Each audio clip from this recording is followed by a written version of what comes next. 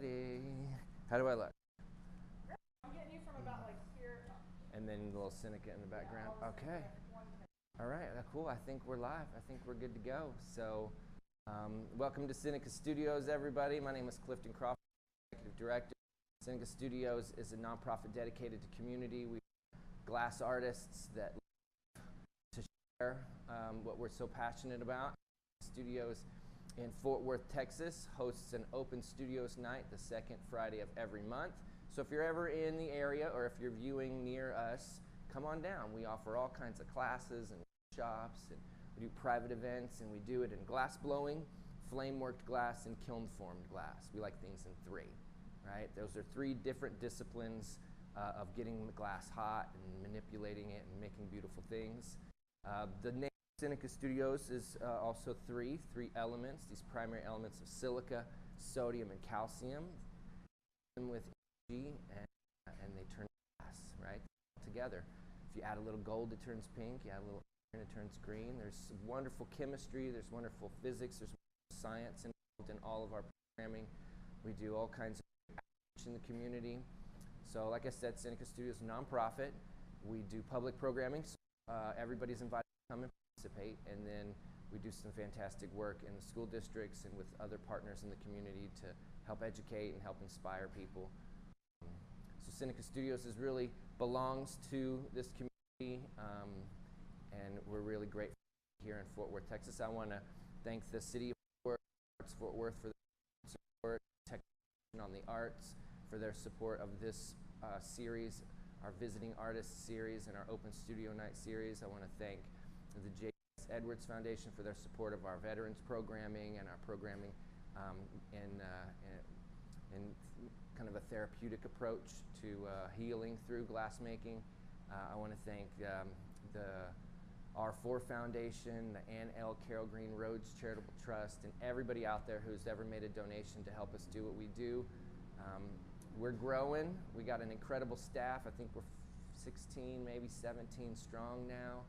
I want to thank Brandy, who's in the back kind of producing this broadcast, and Amy Stevens is behind the mic. I want to thank Heidi Childers, who's our operations director, who keeps us all in line and keeps this place running. I want to recognize Kevin McGeehee, our studios coordinator, for keeping this place in tip-top shape and running smoothly. To Tara Siegel, who's our outreach and education coordinator and community partner builder, right? She helps to connect with different people in our community and different partners. I want to thank Jean Fernandez. Hey, Jean. She's in Pilchuck right now, so she's our visiting artist and residency coordinator. And so there's a lot, right, going on. And then in a second, I'm going to introduce you to Nick Gomez, who's going to be doing a demonstration tonight. The second Friday of every month, that's what we're here for, the Open Studios Night. We feature an artist.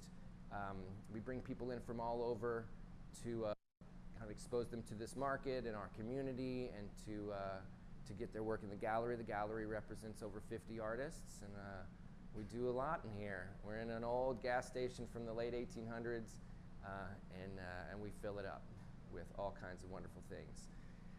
It's Texas, and it's August, and it's 108 degrees outside. So instead of firing up the hot shop and doing some things in the glass blowing process, tonight we feature Nick Gomez, our flame working studio manager, for some flame working demonstrations. So let's go on into the flame working studio, and we'll talk a little bit about what he's got for this demonstration.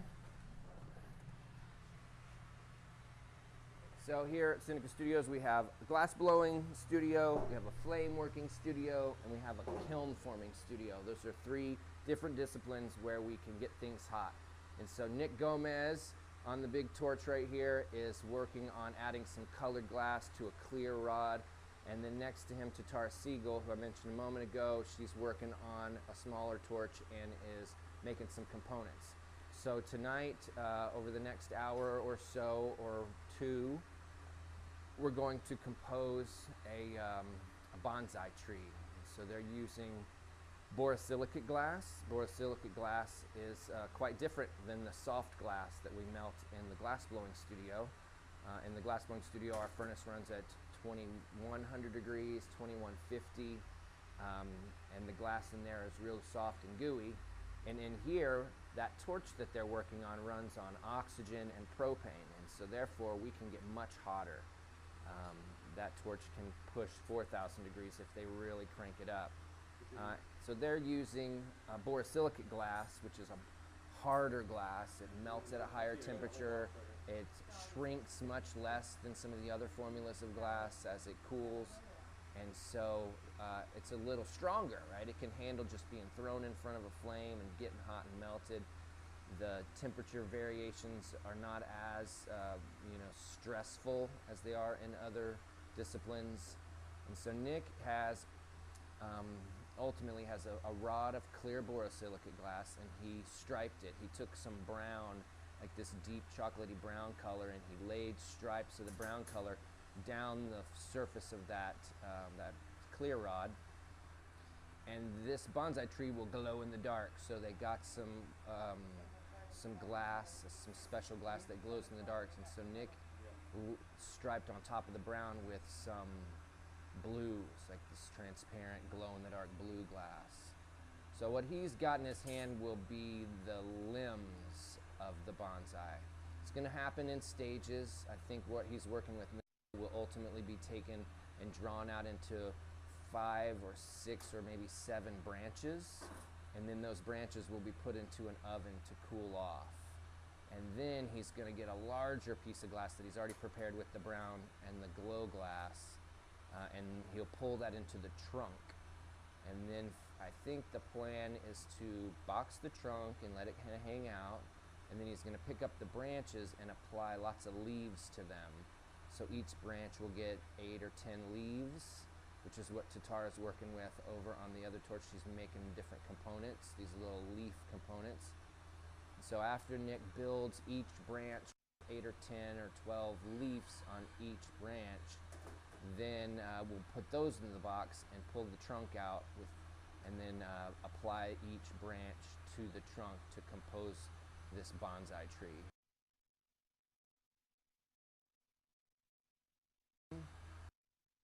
Green and some glowing yellow glass to make the leaves.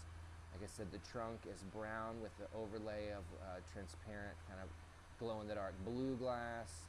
And then after they, I don't know when the pebbles will happen, but down at the base of the tree, there'll be a bunch of pebbles. And it's a glow-in-the-dark, it's kind of a ruby pink color. So ultimately this into a little shadow box, and that shadow box will have some black light LEDs so that if you want, you can turn it on at night and then the bonsai tree will glow. That was a lot of information.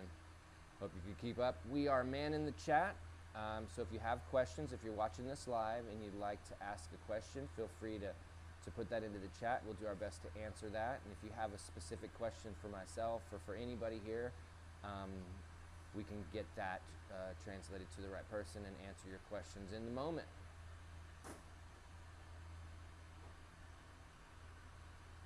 So for those people out there who are watching who don't know much about glassworking, you can see it's getting hot, it's glowing. So therefore, when we touch it, when we sculpt it, when we squish it and push it and pull it, we use different metal tools, a lot of stainless steel. We use graphite sometimes. And then we can use other glass as handles where we can stick things together to pull and to twist and push to sculpt it into the shape that we're looking for. So you can see Nick's got that branch and he's getting all that glow glass nice and melted in. Creates a little texture because different glass colors act a little differently. They move at a little different rate. So when you have the different colors together, they oftentimes will stretch a little differently and they'll create some interesting textures. So it looks like Nick's got this branch kind of component nice and hot. He's going to attach another little clear bit to the end, make sure it's good and connected, and then he's probably going to draw that out and taper it and give it a nice tug and pull to thin that out so that you can get lots of branches out of that.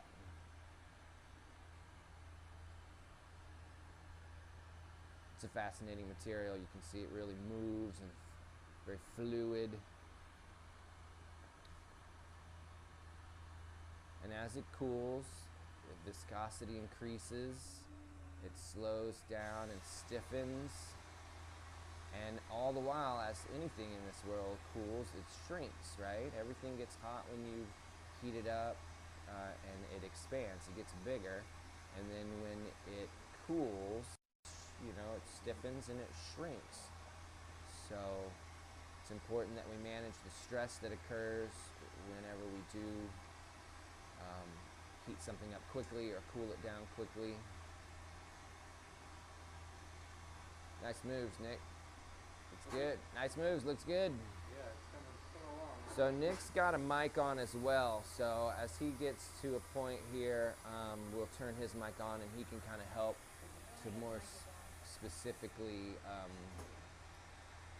tell you exactly what he's working on.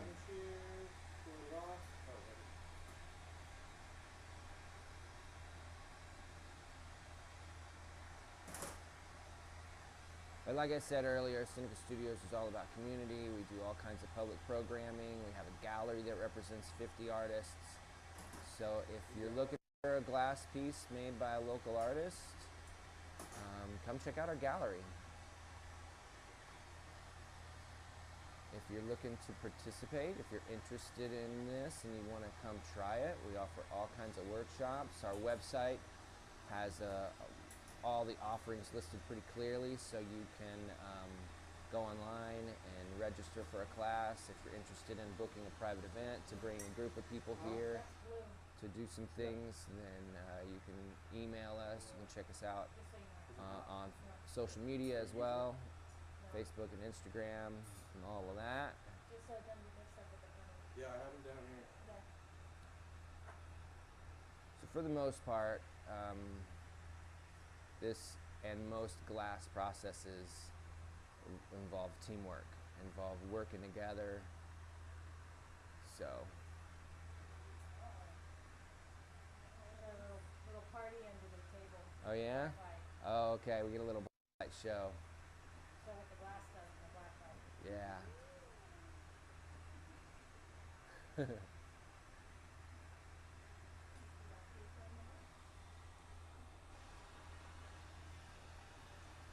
So usually during our open studio nights, we can attract a crowd because we're in a really wonderful neighborhood. We are located in the near South Side Cultural District.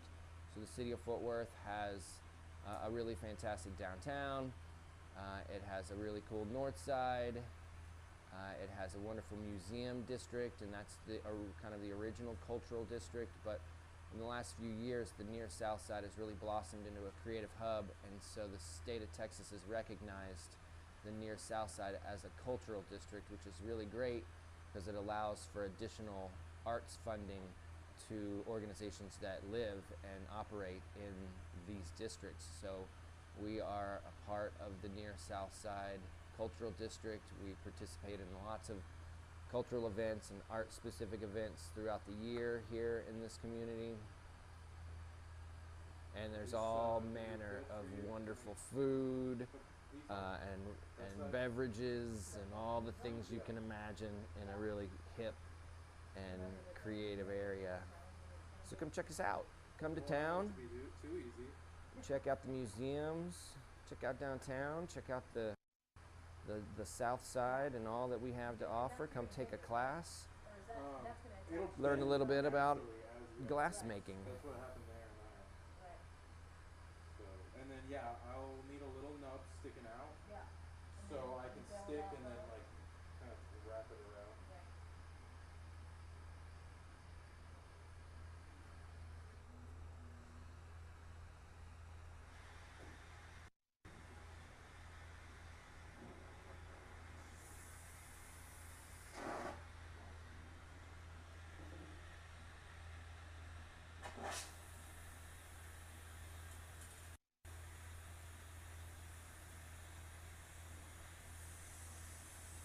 If you do come to town, I have some recommendations. All right? When you come down to Magnolia Avenue here in the near South Side, that's where we're located on Magnolia Avenue, you got to check out several key places. They've always been supportive of us, so I want to mention Cat City Grill, who's helped us with many special events. I want to thank the Magnolia Wine Bar. Marty and his team have donated wine and have been super supportive. So if you're down in the area, you can come get a glass of wine at the Magnolia Wine Bar. Or if you want some spirits, you can go down to Lockwood. Lockwood's just down the street from us, and they make some really nice spirits. And they have been super supportive. So I want to thank Lockwood and their team. The other big chunk is the trunk. Didn't you just cut that? Oh yeah, I did put a piece in there. Yeah, this is all gonna be for branches. Okay.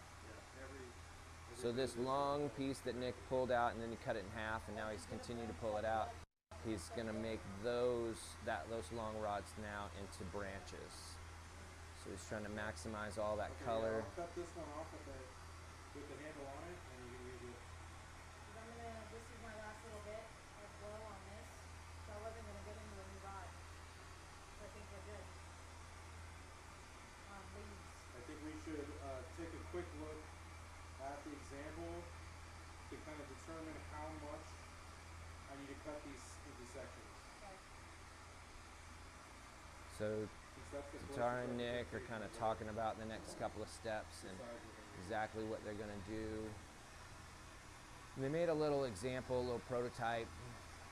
So they're gonna kind of look at that. It's in the box here, and they're gonna take a look at that and evaluate how long these branches should probably be, and then start creating branches and assembling some leaves to the branches.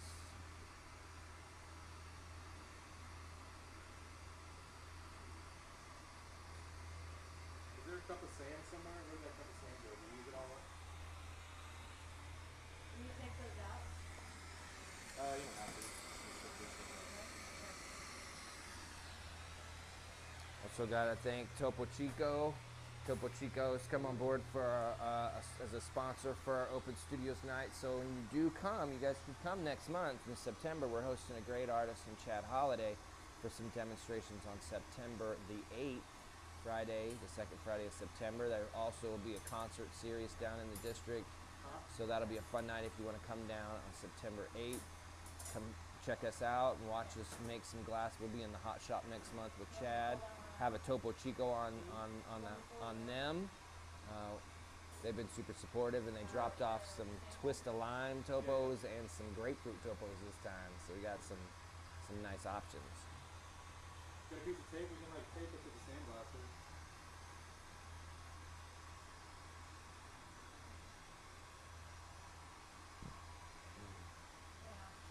So that's the little maquette, little test the paper. that they made. Well, Oh, and then they did a little sketch.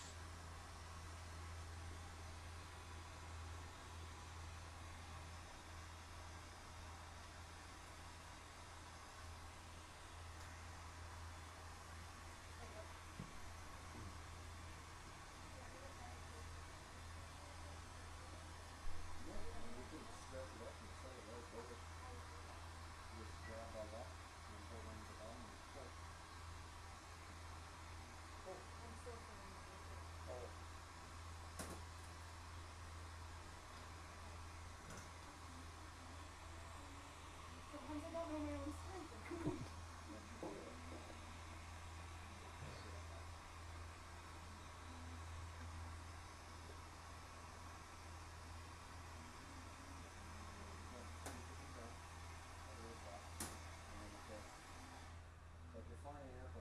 Very long that.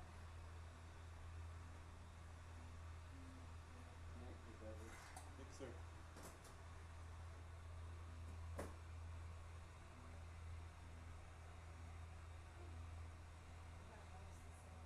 Make sure I don't touch the apron. Yeah. Alright. This is gonna be for you whenever you're ready. Okay, let me just R&D a stone real fast. Yeah. I'm gonna kneel these just in case. Zoom. Yep.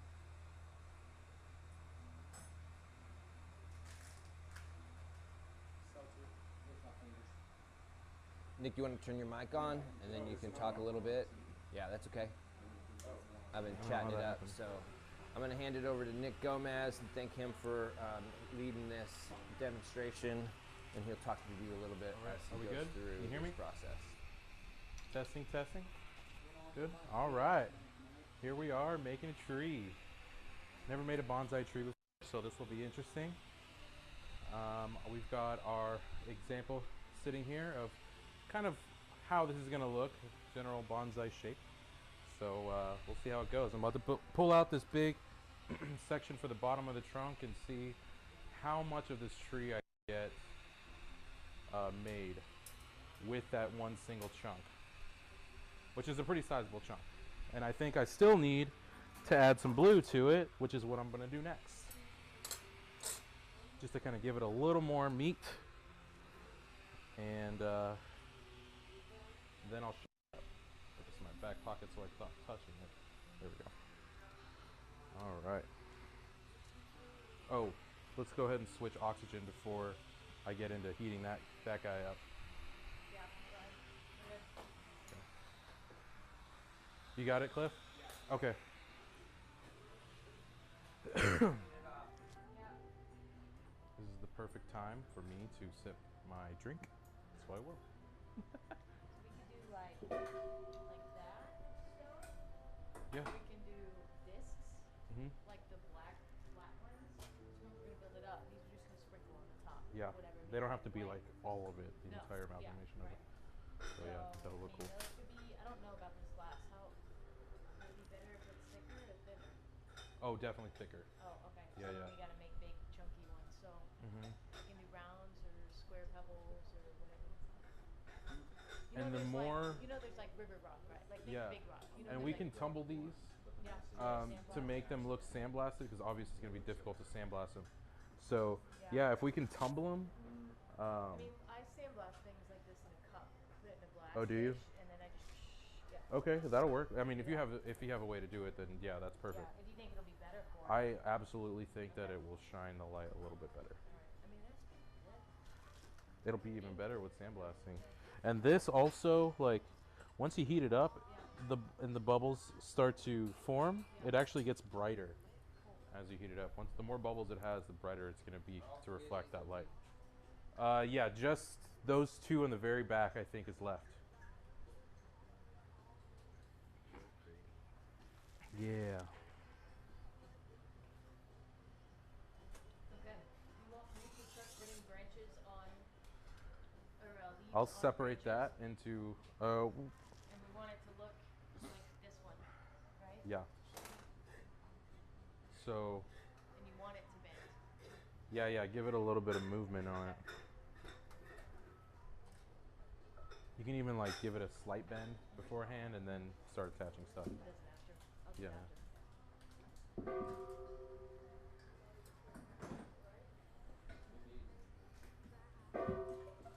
Before I think what I'm going to do is I'm not going to go all the way around with color.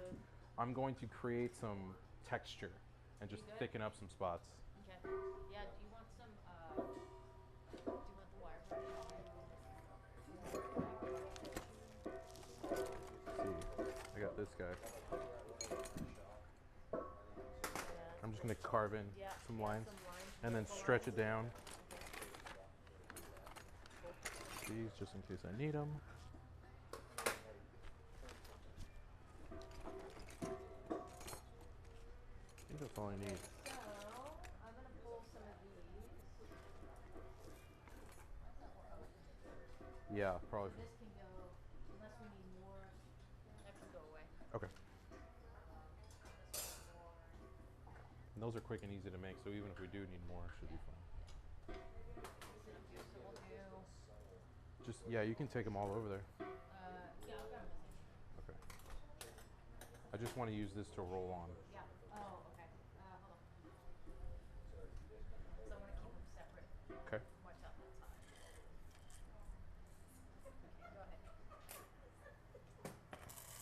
Okay, go ahead.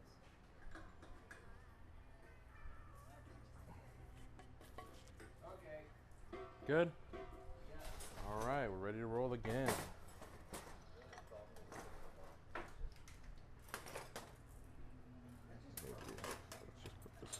here. These hoses are very precarious.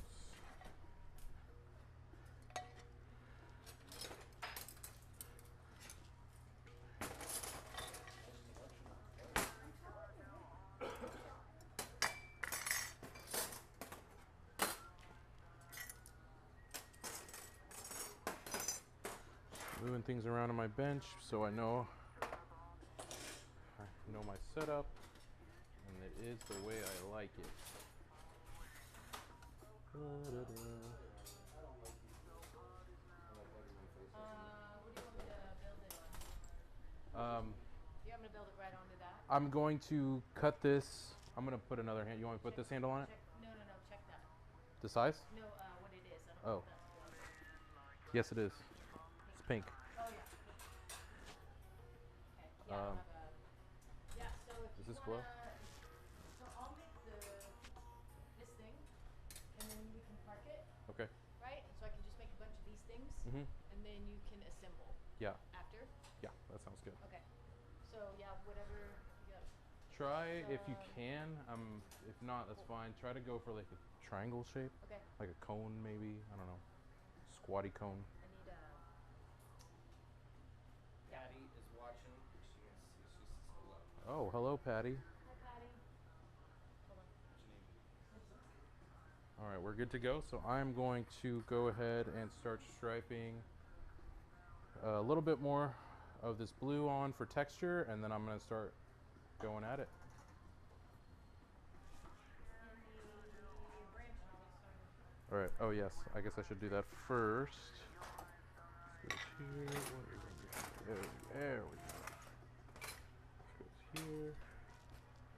Not used to working in such a small place, so I'm working on getting comfortable. All right. Let me go ahead and get some punties going.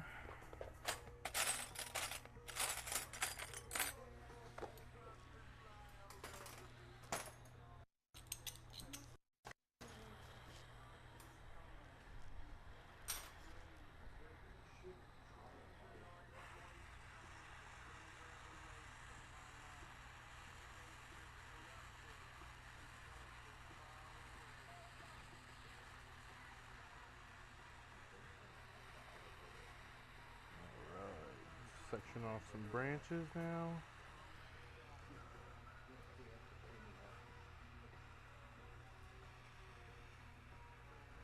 And make sure there's no nasty dust on here.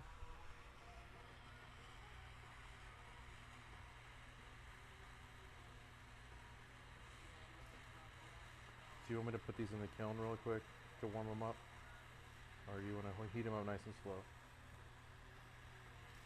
What you talking? Hmm? I'm sorry. Do you want me to put this in the kiln to bring it up? Or do you want to just heat it up on the torch? No, just heat up on the torch. You know what in the right hands, yeah.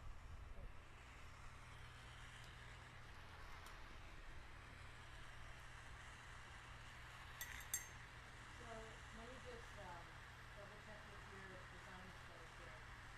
This entire thing you want to have leaves on it, or just the top?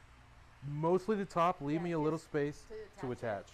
Because when I do the attachment, Yeah. I'm going to stick it facing one direction and I'm going to arch it back towards the rest of the shape. It'd be easier for me to build backwards and you stick it to the shape here and cut it. Yes.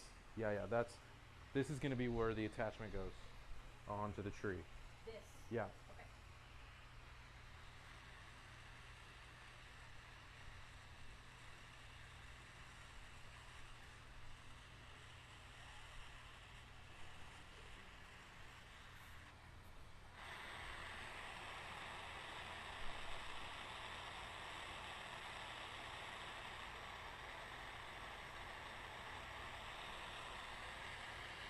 Gonna thin this out just a little bit. It's a little too chunky for me, so I'm gonna pull it down, try to match the rest of it.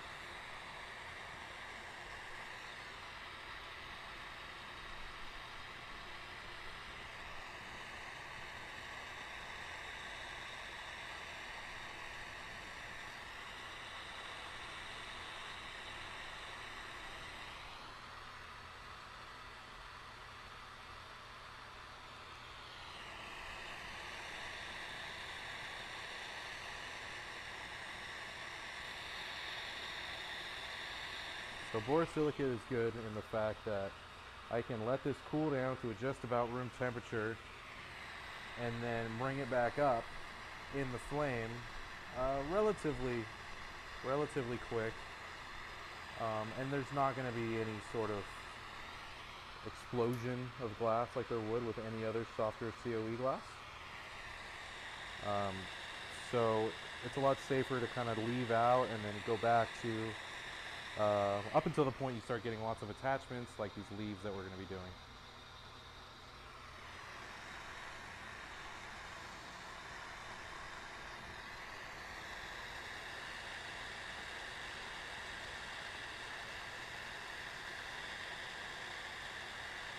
A nice widespread heat, that way I can pull this down and taper it nice and evenly, because I don't want it to be like sections like a caterpillar. I want this to be a single long drawn out piece of glass. If I heat in spots, then it's going to look like a caterpillar with a bunch of little chunky spots on it.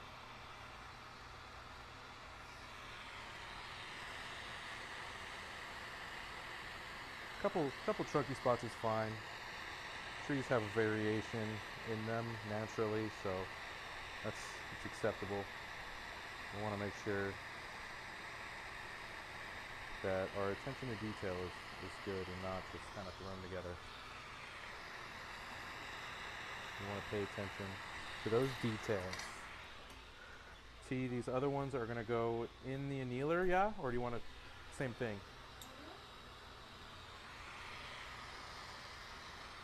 Do you want me to keep these out for you or keep them warm? All right, I'll keep them warm. I'll bring these other two out.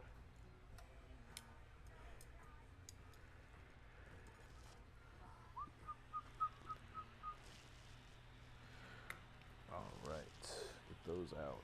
All right, so now it's about time to start shaping the tree trunk. I'm not missing anything, right? All right. I'm going to try to do the big ones at the bottom and do the smaller ones so that it tapers into a triangle. All right. Right? That's my thought. Yes. Yeah, that works. Let's see. All right. Let's pull this big boy out of here. It's been in there for a minute now. This is a pretty sizable chunk of glass, and it is solid. This napkin doesn't end up on fire.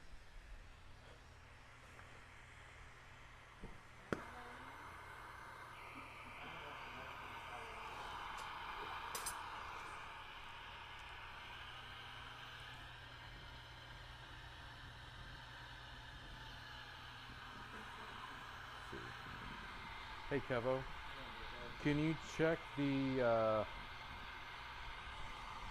is there glass in that kiln? There might be handles in that kiln actually. I haven't checked in a minute. Haha, hand me one of those. Yeah, let me get one of those. My liege. Thank you, sir.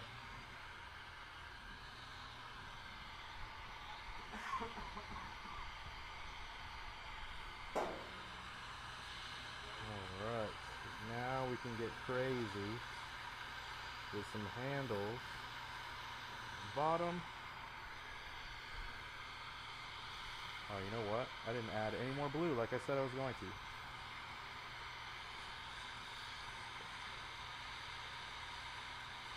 Strike that. Reverse it.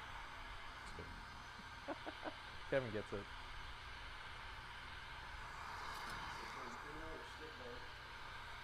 That was a Willy Wonka reference, no?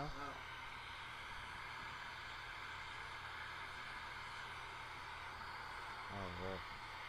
So just a couple big old stripes for some texture, maybe a little bit of glow, a little bit more glow.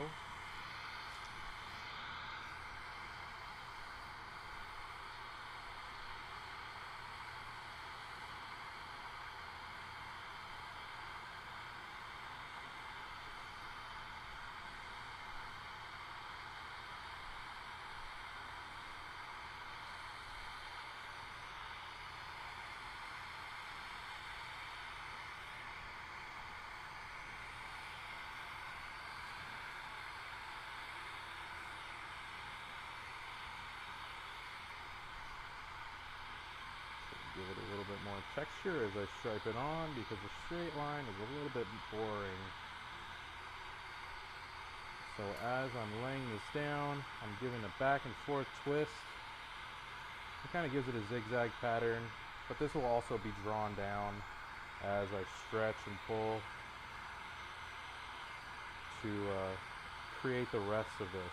This right now is just a big old chunk of prep that will be sculpted a little more into the trunk of a tree. Let's turn this guy down. Because fire hot.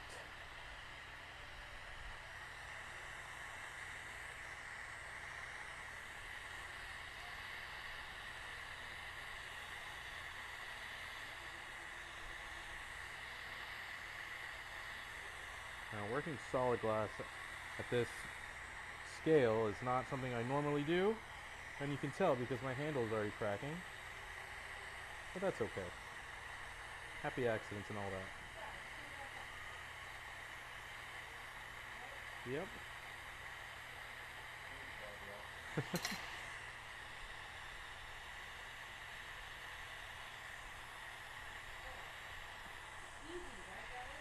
Easy. Easy 1, 2, 3. Anybody can do it.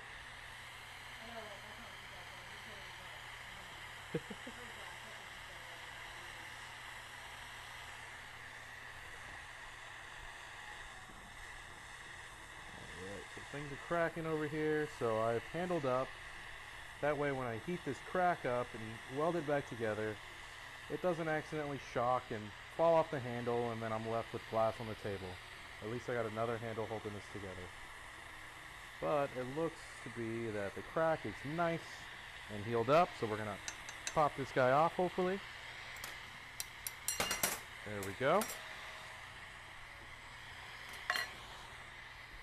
And onward.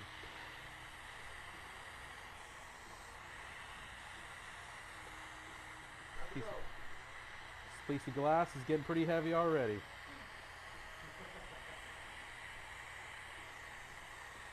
So eventually, once this trunk is shaped out, I have this stand here that we can put the tree on. My tester tree is already up on there, but that's going to be what's holding up the glass while I weld these branches full of leaves onto the trunk.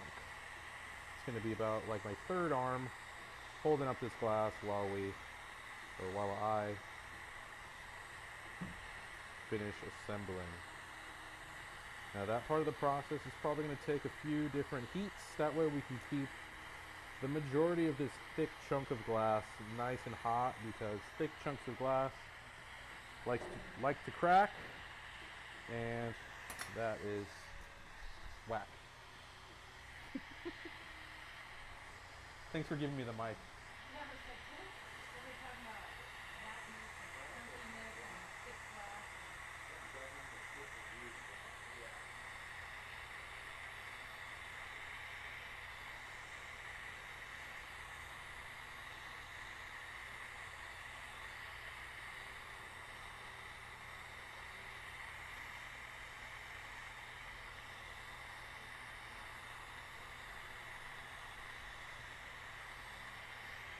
So working my way around, adding this texture, some extra thickness of this glowing glass to the trunk. That way when I pull this down, it doesn't thin out too much. We still have a lot of glow to this tree trunk. Sometimes when you're striping color on other colors, things thin out a whole lot and become a lot less apparent, especially transparent colors.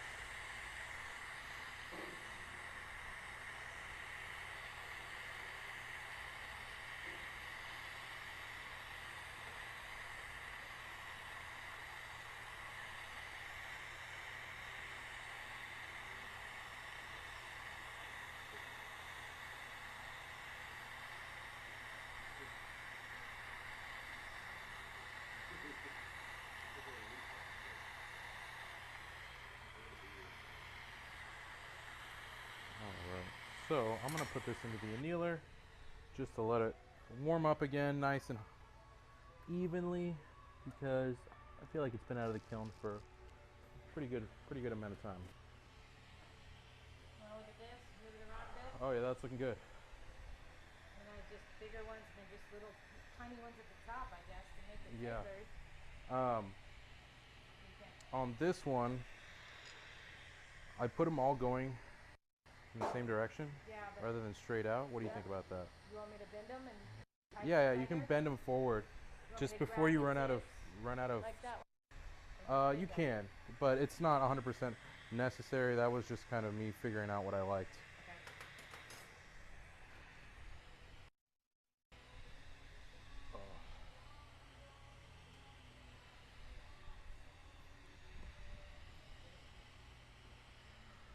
So while I do that, we have plenty of leaves made. My list of things. Got the trunk made. The branches are getting worked on. Got the leaves, and then yeah, it's looking pretty good.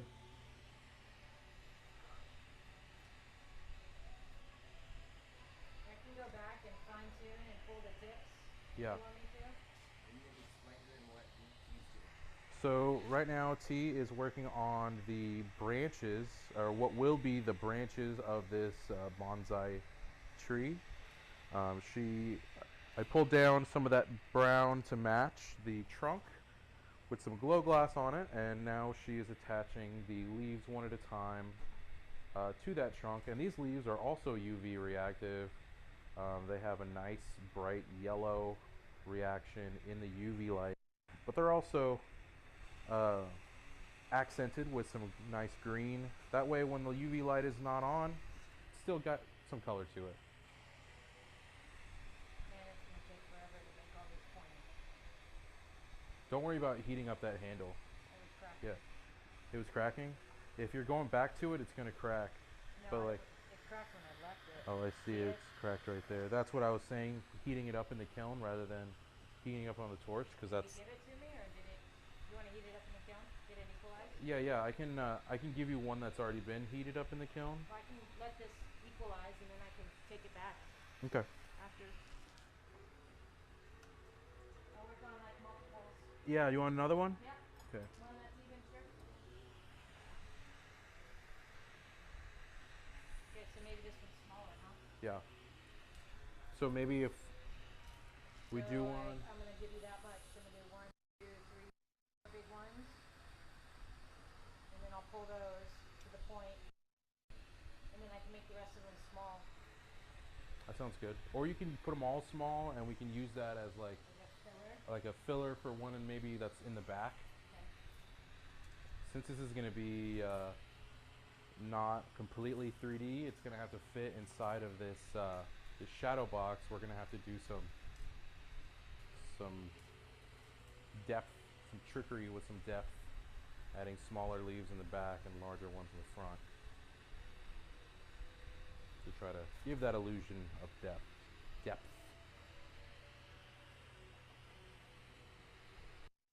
Alright, so I'm going to go ahead and I guess I'll start making one too. Well, Is transparent? what is? The brown? The brown is transparent-ish just because I striped it on clear and then added clear over it. So it's watered down a little bit. But once it's in that box, I think it'll pop a lot more. The transparency won't be very noticeable. Okay. I like it transparent. It's kind of.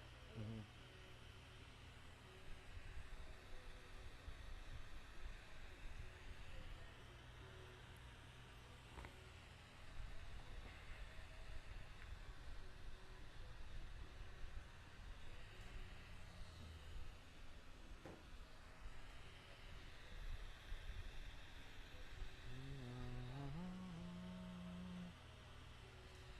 I'm just going to give that trunk another moment before I pull it out and finish adding this blue and then start heating it up and pulling it.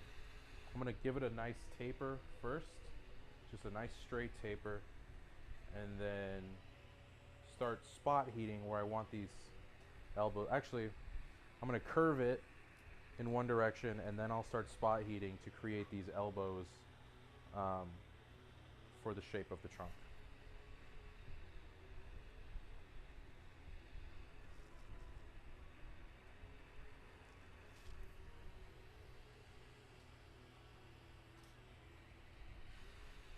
I have a big thick chunk of glass in there that I'm working with, so I have to give it a minute for that heat to reach all the way to the core. Otherwise, it might crack just from the stress of being cold in the center or colder in the center than the outside. And I want this to go as predictably as possible. So letting it heat up will really help things be stress free as we work it.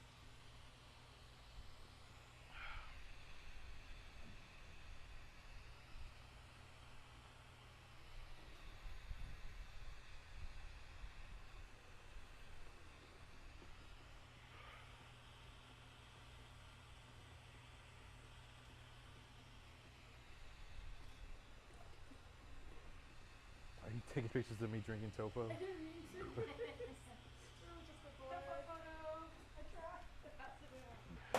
Pressure's on. Oh man, this is actually really nice working in here, as opposed to working out in the hot shop. Yeah. Yeah, well, it's pretty brutal over here. Huh? I said it's pretty brutal just standing and watching you, let alone being in front of these torches. Yeah. You mean when we're out there, or in here? Out there. Yeah, yeah. But like not working, just standing watching you. Oh yeah, just the heat in Freaking there hot, is yeah. nasty. So I think this is a nice little setup. A little cramped, but Real cramp.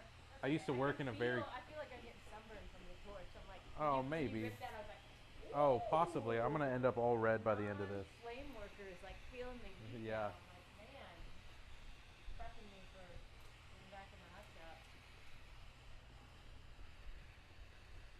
Okay, how's that? Good? That's look good. Okay, then we'll keep going. Yeah, yeah. You want them pointy. Yeah, yeah. Try to go like taper inward.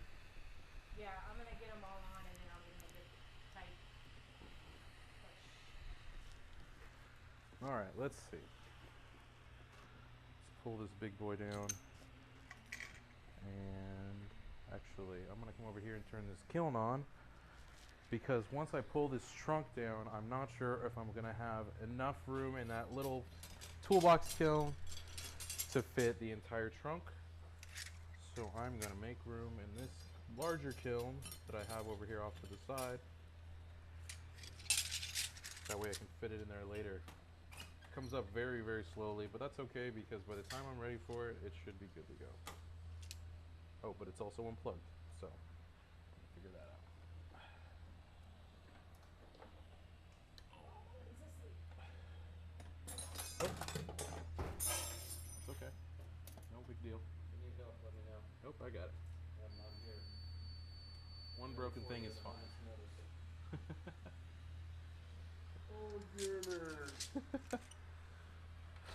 What is glass making without a little bit of broken glass?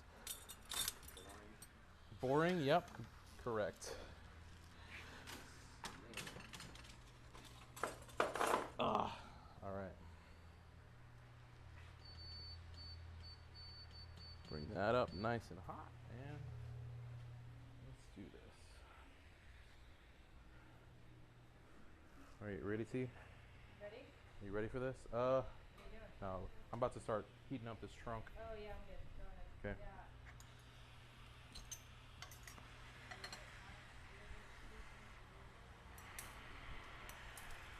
Oh, just cleaning up my handle. The glass is doing the work for me. I was gonna pick that all off and throw it away, but exploding all over the table is working too.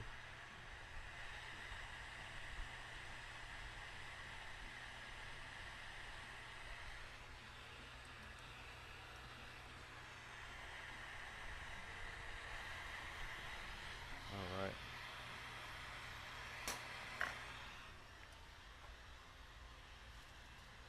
Oh yeah, still gotta add a little bit more blue to this, and then we're good to go.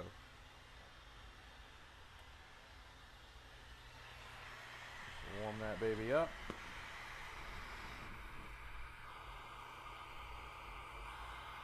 hot glass. Blue.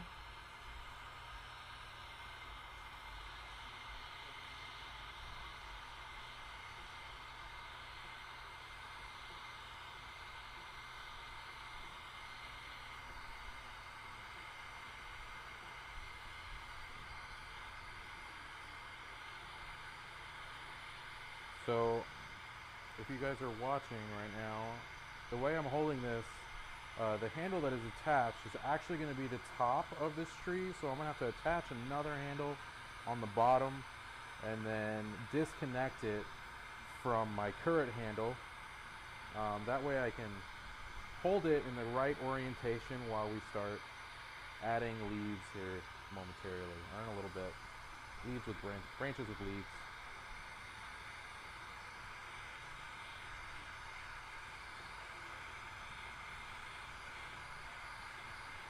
It's getting a little warm, so I'm going to turn that down.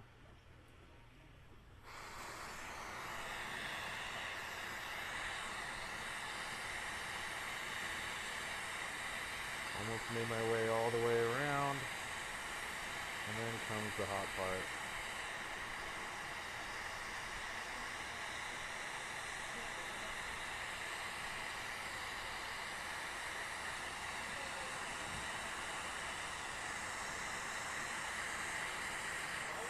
Hey!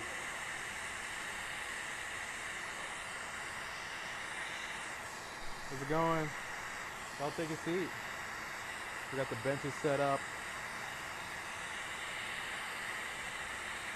So right now, y'all, we're working on making a bonsai tree.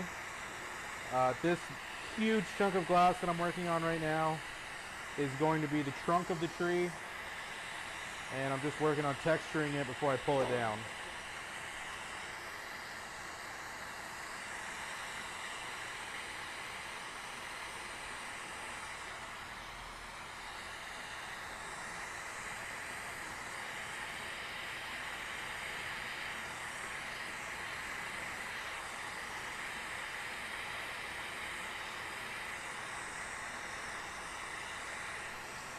Hey, Kevo.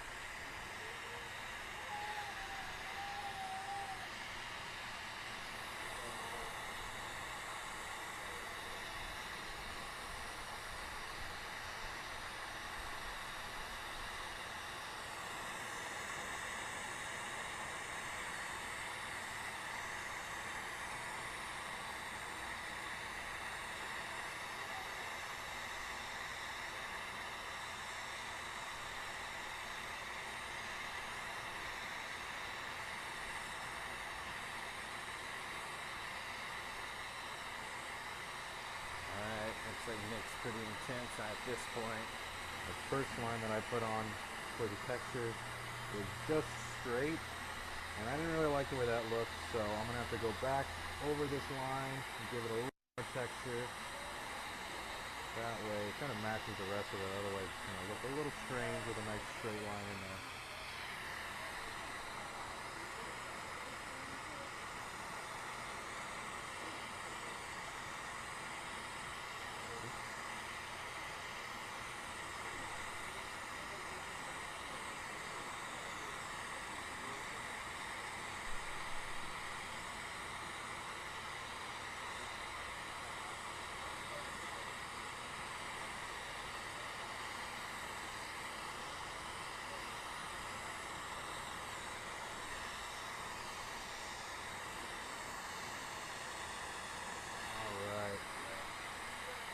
Good.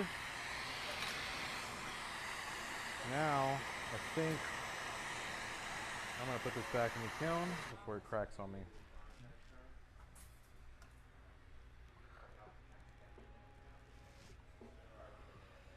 Whew, it's getting hot. So I'm gonna pull that big chunk down into almost like a spike, and then I'm gonna give it a little bit of like movement. I'm gonna curve it like this bottom part right here, and then I'm gonna give it a sharp elbow in one direction, and then we're gonna come back the other direction. This is the size that we're going for because it needs to fit in there. So that's what we're hoping for.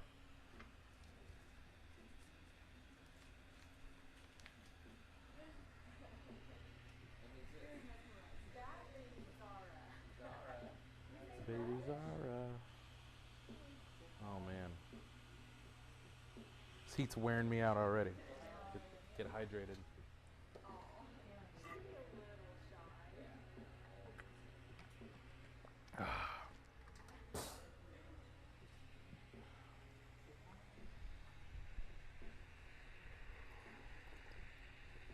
I think that crack that was in the other handle was just on that top layer, so I think it should be fine.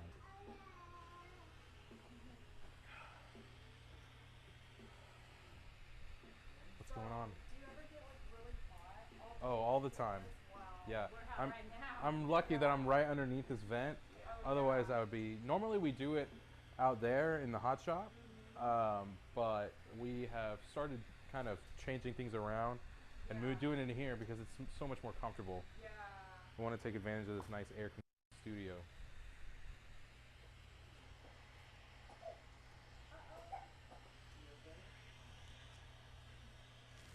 She's okay. Oh man.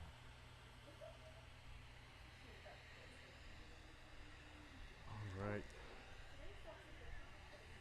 Yeah. See, how are we doing on? How many are going on there? More than 10? I'm not counting. I'm just going with the tip. Okay. Probably gonna be more than 10. Trying to do 4 and 3 and 4 and 3 and 4 and 3 to fill space but not use them all. Yeah, yeah. You know? Well, they're pretty quick and easy to make, so if we gotta make more, it's fine. Let's see. That's sitting at about 1050. Do not need that. Go ahead and take this out.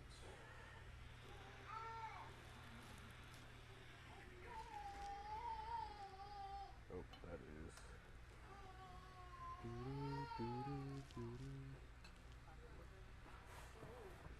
Ooh, the graphite's getting hot. As I was crawling in.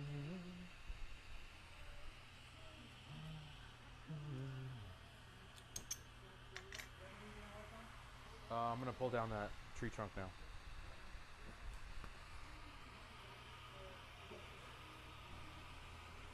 Alright.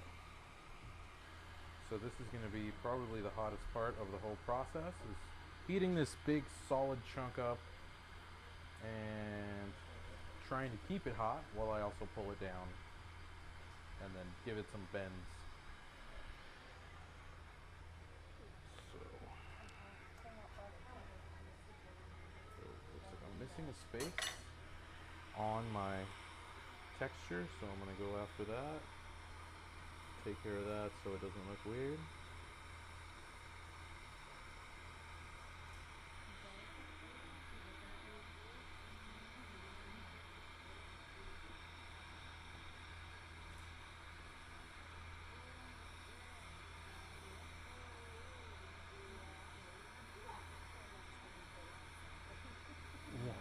Yeah. Yeah, you can just use like this. I'm hoping that this texture doesn't go away. Once I start really raising this heat on this piece of glass, but if it does, we'll have some leaves to cover that up. Come on, baby. Be nice.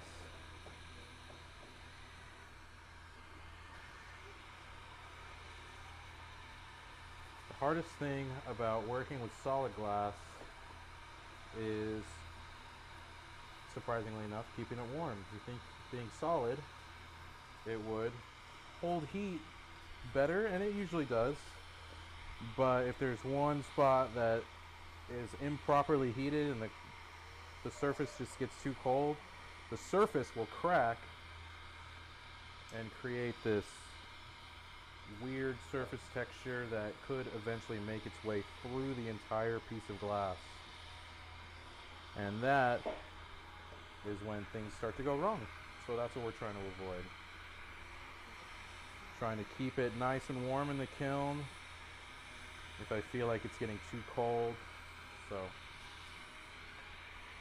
slows down the process a lot, but broken glass slows down the process even more. Whoa. Am I only like not listening when like why does he keep talking about breaking glass? Is that bad luck? We don't talk about breaking glass while we're working at Nacho. Oh no, it's fine. Everything's fine. And if you sweat, Gotta you keep that positive mental attitude. The glass will follow suit.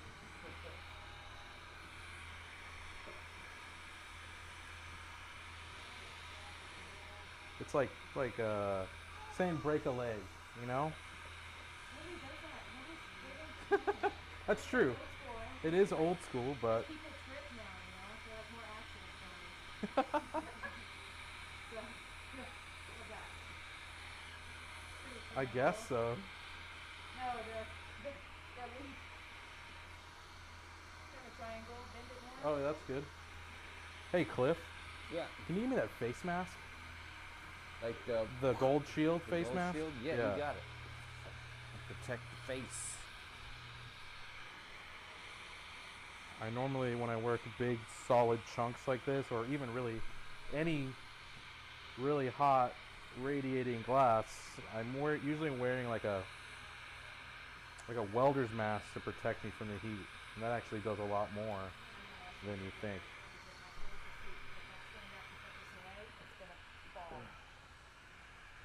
I got a giant head, so. All right, perfect.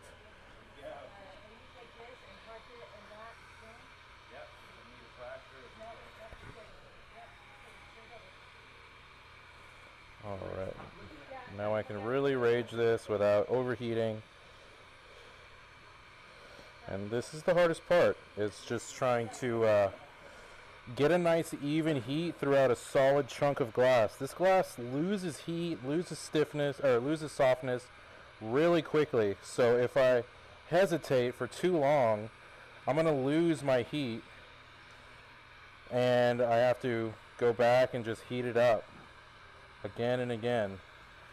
And glass is hot, and we don't want to have to keep doing that.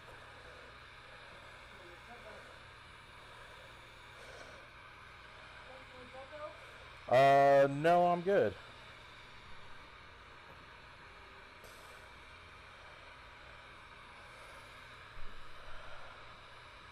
Starting to soften up now. But my heat isn't as even as I want it, so I have to go back and forth. I got plenty of heat in the middle, not enough heat on the outside. And if I start pulling it now, instead of ending up with a nice taper, I'm going to end up with a really thin waistline kind of thing. And that's the opposite of what I want. It's actually harder to come back from that than to heat and taper it down, especially when you're getting this thick. Now, one of the most important things about glass work is your heat base. Your heat base is just keeping it nice and even. That way things flow and move all together at once rather than in sections. Otherwise, like before, it's going to get that really weird waistline. Alright, let's see how this goes.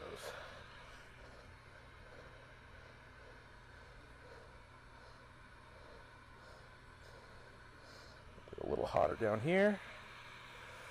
Clifton's holding up my drawing, that way I can have a better representation of the shape this needs to be.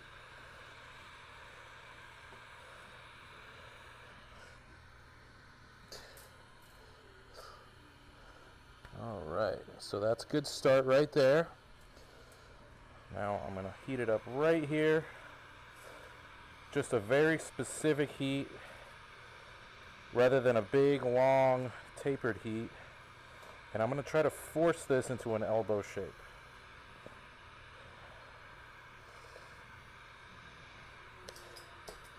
And I have to use the right amount of leverage.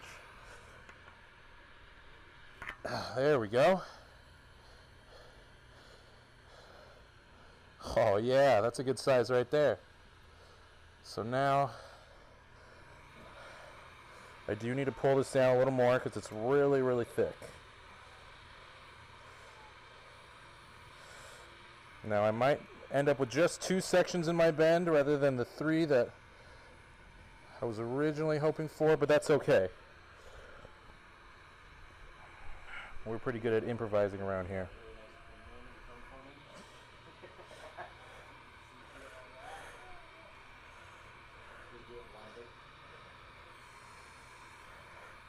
Hey Amy, what's that kiln up to? Okay.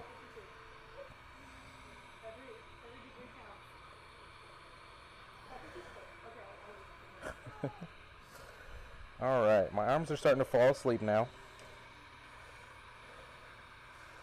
It's this big old heavy chunk of glass and just swinging it around. It's starting to wear me down. What'd you say? Nothing. Everything's fine. All right. Am I just talking to myself over here? All right. Now I'm letting this hang down. Gravity, the weight of the piece itself is helping me kind of pull this down, because the way I'm holding these rods, there's a lot of leverage happening, and if I pull this down as it starts to cool in a weird way, it will actually snap and may or may not hurt me in the process, and that's exactly not what I want. So I need to be real careful with that. What? Yeah, nobody wants to get hurt.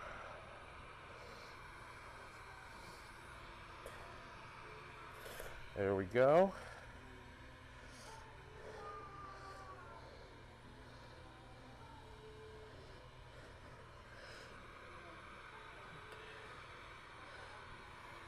Where's that paper?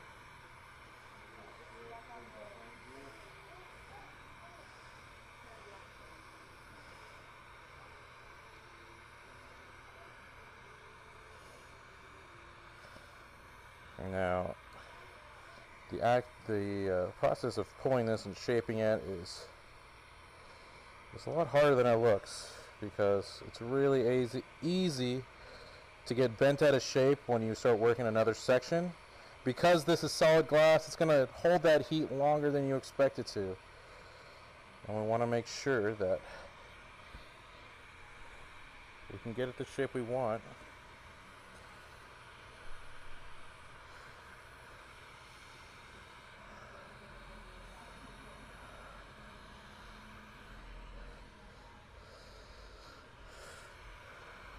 A little more heat. Yeah, that's the good thing about a bonsai tree, is that they're very unique. Every single bonsai tree is unique. So. I'm glad you didn't go for the 90-degree angle one you found. Yeah, that one would have been. I think that one would have just been welding back and forth rather than bending.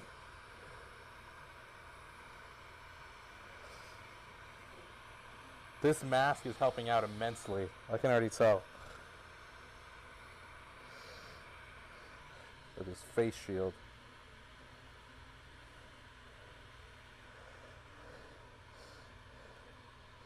Starting to get a little weird now. Actually, I think that looks pretty good. Meant to go back the other way a little bit, but that's okay. So I'm going to go ahead and cut this off. Still need the reference? No, I think I'm good. It's really boring.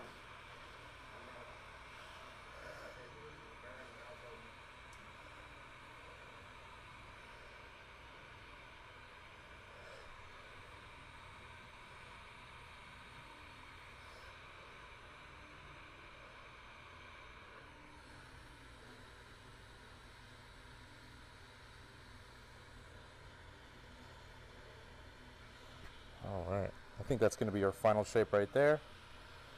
So now I'm going to taper down the end and cut it off from this handle that I was originally attached to. And then I'm going to walk over there or hand it over to someone to put in that annealer that is on its way up. That should be just fine.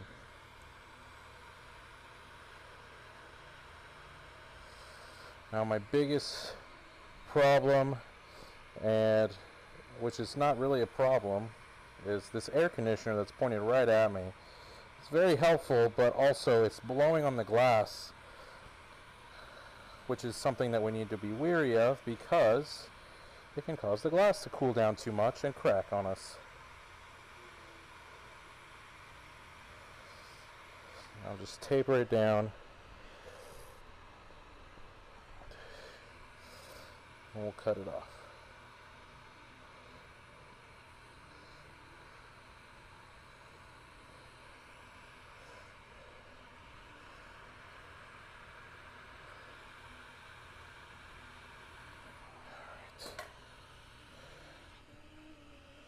You lay that in there like that? Yep. Whew. Pretty good size. I think that'll work. Oh, I'll let my arms catch up. Oh yeah, that helped a lot.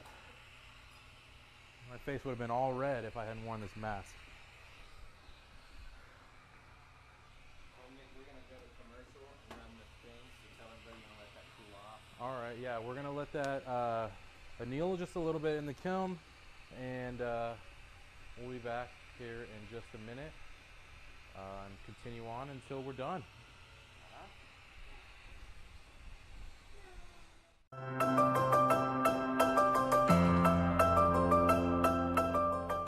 We're a nonprofit dedicated to education, dedicated to community, and we use glass art and the creative process to help people to heal and to become interested in the visual arts, to become interested in science. A lot of our programming is focused around STEM concepts, really, to include the arts. And we are a public access studio here for everyone. SiNaCa Studios was founded in 2010.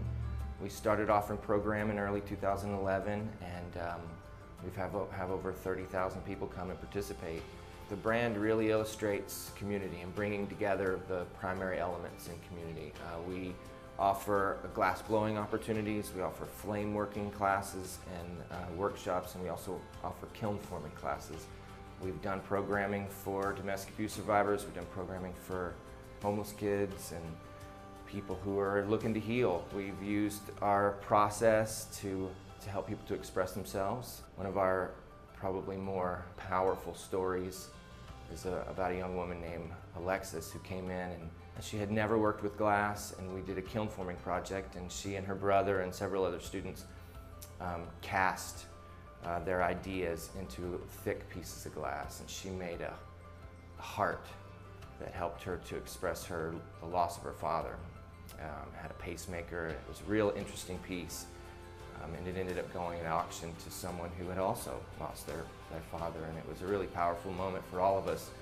She was struggling to express herself, and we helped her to find her voice and to make something that she could not only see how it could help her tell her story, but also to connect in the community and help someone else kind of heal through glass art. As SiNaCa Studio presents to foundations and to donors and receives support, oftentimes the support is specific to a project where we're bringing in kids that are connected with those foundations or with those donors, and that money goes specifically to offering this opportunity to people who wouldn't have it otherwise. The organization has a sustainability model where we generate revenue in many ways, and that revenue is what covers our overhead and keeps the organization going. The support oftentimes is specific to a program, so that 100% of people's donations go towards offering programming to people. Our outreach and our culture of outreach really drives us to find funding outside of that so we can bring the community in and offer programs specifically to our community. Thank you. We are a determined group, and I pledge that any support offered will be used in endeavors in the spirit of community, with kindness and generosity, and with fearlessness.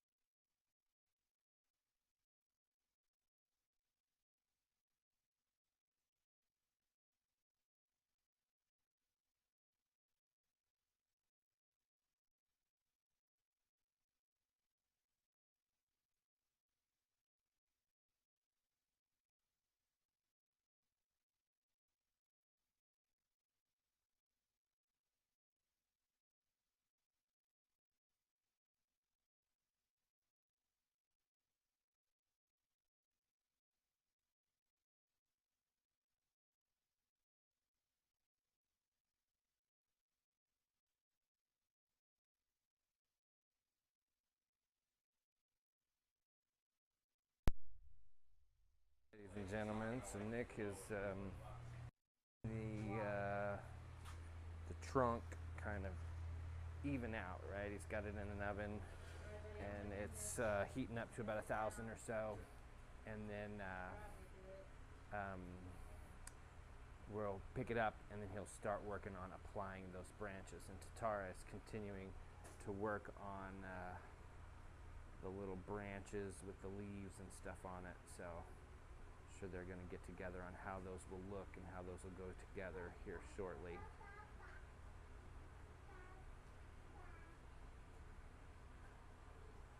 So here's what these colors look like under the black light. Yeah, so we've got these colors glow in the dark, The whole tree trunk is this and blue color. that black light helps to illustrate that. They're not really glow in the dark. They need a black light They're a mixture of green to and kind of a really activate bright them. yellow. So the And then there's the leaves pink. are a mixture of like an opaque green and that transparent It'll have glow a yellow. variation of different glowing Put on that. parts depending on. Hey Nick, put it on the one tease on and see what it looks like hot, like in the flame. The thing about glowing glass is sometimes either the brightness of the light or the movement of the molecules is much more than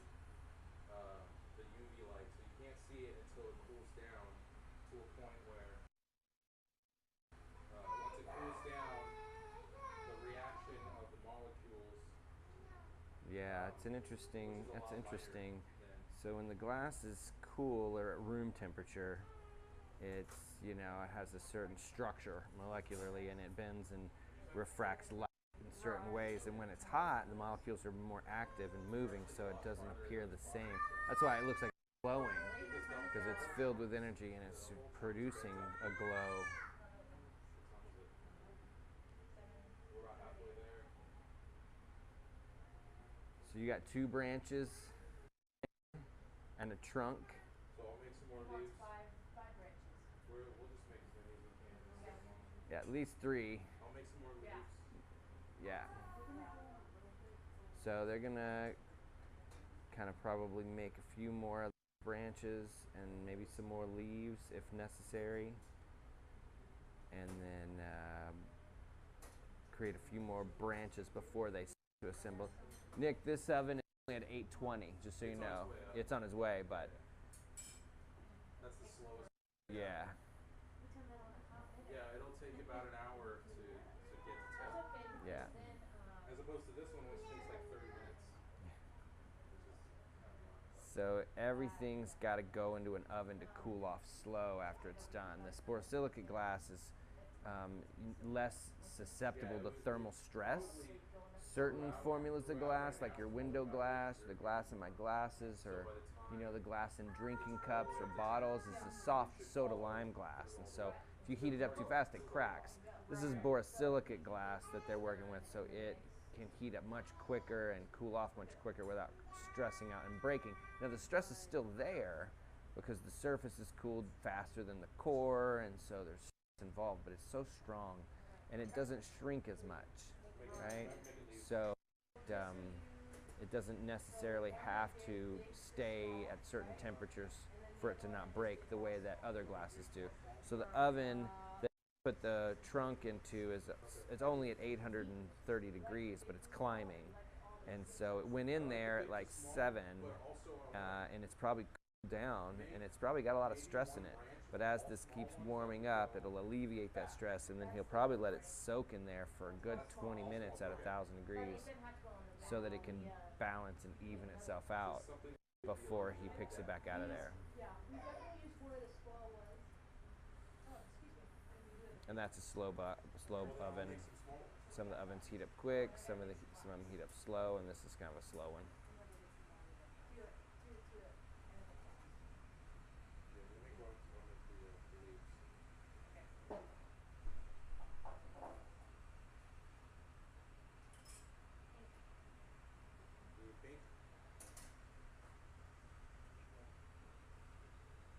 So Nick's gonna make some more leaves, and T's gonna work on some more pebbles. Try to figure out how best to make those pebbles work.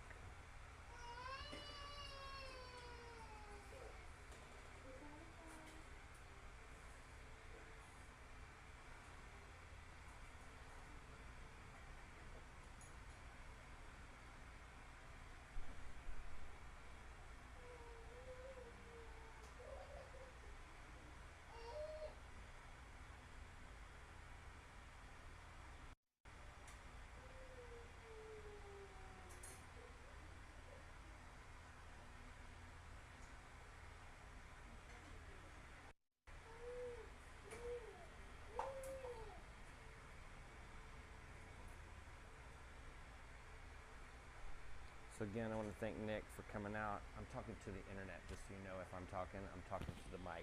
Okay. So because we're doing a broadcast. I want to thank Nick Gomez for heading up this demo, and Tatara Siegel for assisting to help make the leaves and put things together.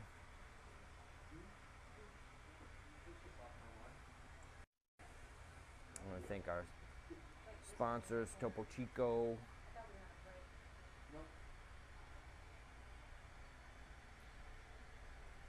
I thank the City of Fort Worth, and the Texas Commission on the Arts, all those out there who've donated over the years. And if you like what you're watching, if you're interested in what SiNaCa Studios does in the community, or our impact, make a donation, help us out. We got a lot planned for the fall. this coming September the 8th, we're hosting Chad Holiday. He's a great glass artist, lives in Minnesota, and he'll be down for a week-long residency that culminates in the gallery night demonstrations that'll happen on the 9th of September. So we got 2 days in a row with Chad. Open studios on the 8th from 6 to 9. He'll be doing demos in the hot shop, and then again on Saturday, September the 9th, he'll be doing more demonstrations in the hot shop. So he'll be with us all week doing some work and preparing for those demos, and then probably even on Friday he'll do some work that we'll probably include on Saturday for those gallery night demos. I want to thank the J.E.S. Edwards Foundation for their support of our outreach programming specific to veterans and health and wellness. And so on in September, we're doing a Hero Day on Indigenous Day. I think that's Columbus Day also. We are hosting all heroes in our community, all fire, police, first responders, hospital, healthcare, everybody in this in our community that is a hero, and their families. We're hosting them for free programming. So if you're a doctor working in ER, if you're a care flight or fire department or police department, and you want to come and bring your family, we want to honor you and celebrate your service to our community. Go to our website for Heroes Veterans Day. Some notes. October the 9th is our Veterans Day celebration. No, October the 9th is our Heroes Day celebration. And then November is our on Veterans Day, we're doing Veterans Day celebration. So let me recap. Let me update you here with proper information. On October the 9th, we are honoring all heroes in our community with free programming. So if you are a fireman or police officer or first responder and you want to bring your family to do something fun, bring them to SiNaCa Studios. Go to our website, sign up for a slot, and come and participate in the glass blowing studio or the flame working studio or the kiln forming studio, and you guys can make something special and make a wonderful memory together. So all day long we'll be doing that. And then on Veterans Day, November the 11th, we'll do it again for all veterans and active service members and their families. And if you're a fireman and a veteran, you come both days. We're doing each of those days a little bit differently. So check out our website, and you can sign up. You can check out the dates and the times and exactly what that all entails, and you can register online. So further on into the fall, we will be doing, one of the highlights for the Arts Goggle. So in the Near South Side Arts District, the Near South Side Arts produces the Arts Goggle Festival, which is a fantastic art festival. It's going to be on October the 21st, Saturday the 21st. I think there's like 900 artists and 90 bands. The streets shut down and they'll be set up, and it's a fantastic day. So come on out to the Arts Goggle. That day we're having our big fall market and pumpkin patch. So you can come and check it out. I think we're gonna have like 500 pumpkins. This year we made some ghosts.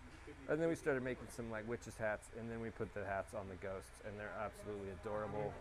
So come to the Arts Goggle on October the 21st if you want to get some unique handmade glass art, specific to the fall season. Lots of pumpkins and gourds, trying our hand at some cornucopias and some different seeds and stuff. So there'll be a bunch of artists in the community represented here at SiNaCa. All the glass artists that we know are participating. We'll have a bunch of glass from all over. All local artists are participating in the Arts Goggle. So up and down the street, like I said, probably over 900 artists will be up and down Magnolia Avenue. And then the music, again, all local. I think 90 local bands from the DFW area. So the Arts Goggle is a fantastic event in our community. But even before the arts, and then the following week, right? The following week, October. So we started on October 9th with the Heroes Day, and then on October 21st, we have the Arts Goggle, and then the following Saturday is SiNaCa Studios Pride of Southside Homebrew Invitational.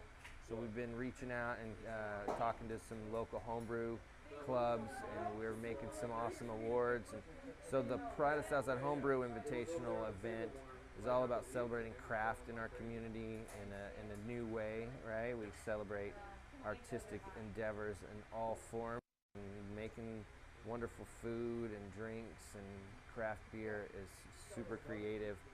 And so we're going to be hosting probably, I don't know if we've put a cap on it. Last year we had 18 different entries in the homebrew competition, so it was intense. You can sign up for that also online. If you become a member of the Order of the Unicorn, which is our little homebrew kind of membership, then you can sample all the homebrews and you get a scorecard, and you can help to judge and help to pick the winner of the homebrew competition. We will also want to thank Sean and Southside Cellars down on South Main for their continued support, and Sean's going to help us out and organize some professional judges. So we'll probably get some of the brewers from RAR and Hop Fusion and Lakewood, and maybe even like Panther Island Brewing, and the Fort Brewery. We'll see if we can get all the local breweries involved and have them bring some beers, and they, as professional brewers, will also choose a brewer's choice, a professional brewer's choice to award to the participants. And it's a fun day. You can sign up to make a pint glass in a pint glass workshop. You can get a t-shirt. You can pick out a handmade mug. We make a whole bunch of beautiful handmade mugs. The team here makes some really cool mugs. And so they're all weird and wild and wacky and unique. So you can come to the homebrew competition. We'll have food trucks. We'll have some live music from some local musicians. We'll have homebrew.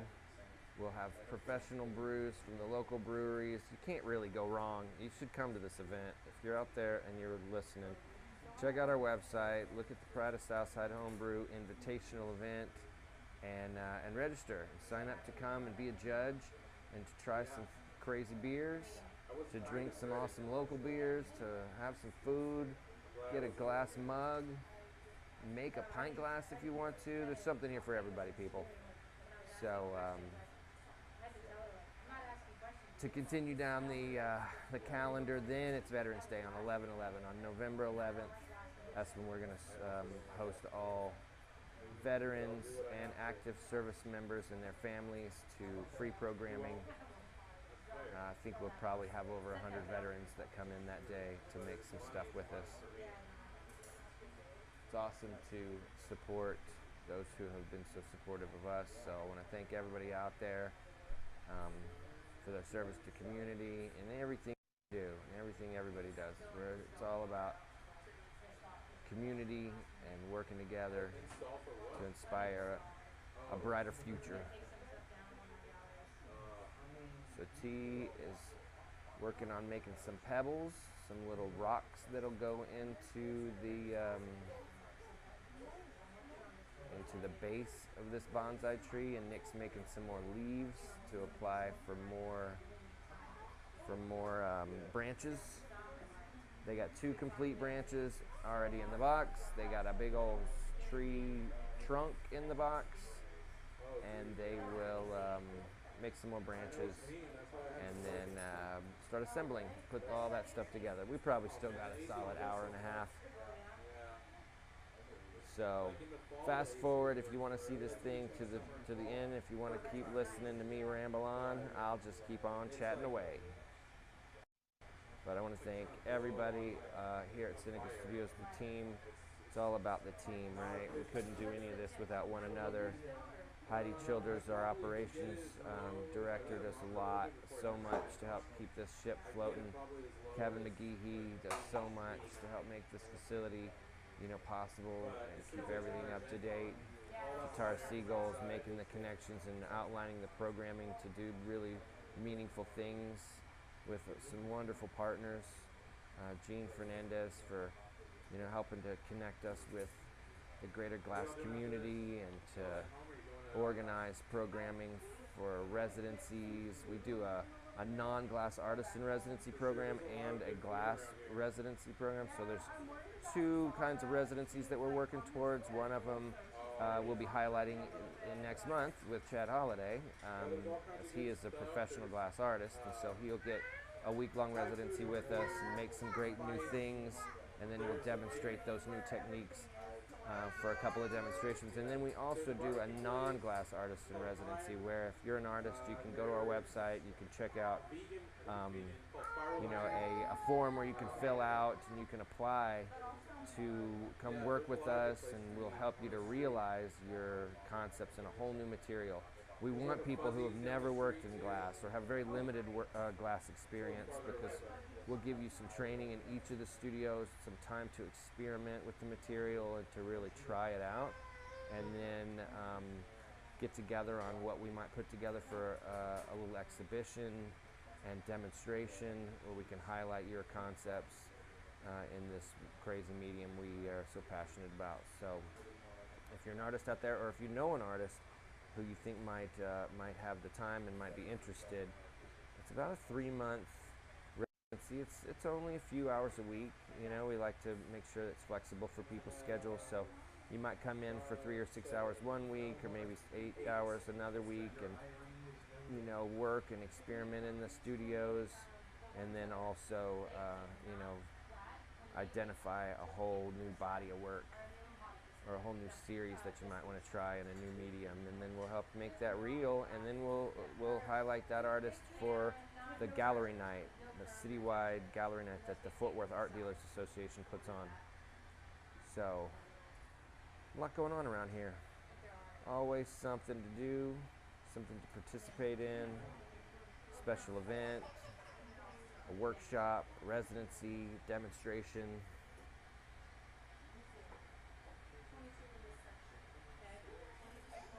And we really truly could use some support. So if you've got a few bucks you want to share with us, we would certainly and so very much appreciate everybody's help to make what we do possible.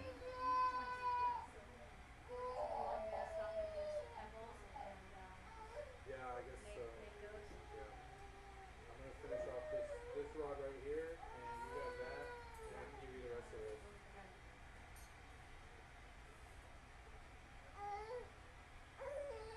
What? Left? Yeah. Oh my god. Are you 9:58. are you surprised? That means I've been here working for almost 6. She is so shy right now. She's like not in the mood. You say hi? You got here at 2? Huh? Oh, I said almost She's 6. like, it's hot, Mom. I'm hot. Okay, fair enough. I was like, your man hurts my head. A lot. I give myself a little more. You're counting nipples. I'm rounding up. Fair Yeah. enough. Yeah.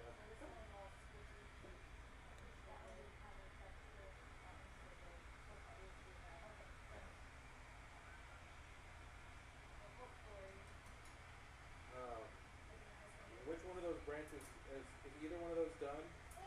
Yeah, they're both done. They're both done. Okay. The one with the crack in it is also done?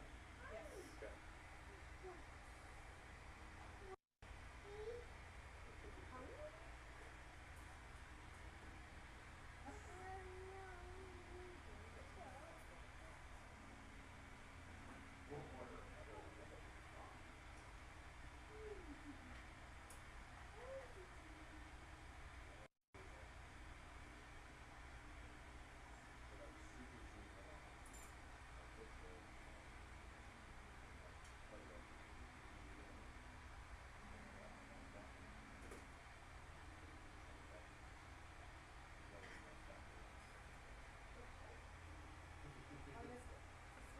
just getting kind of caught up in the flame, just watching them melt together.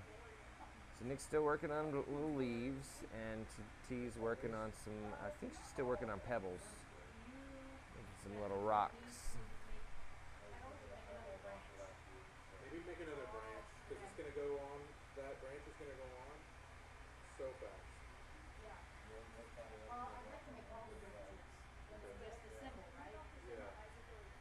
I was just going to start assembling.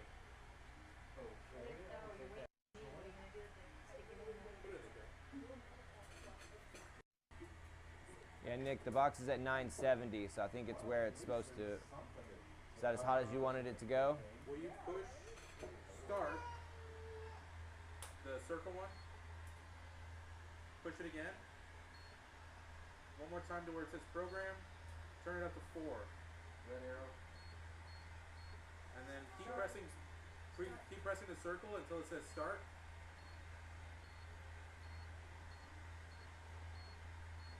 Once it says start, you'll push it one more time and it'll be on. There we go. In there. These. Yeah. You want me to do one?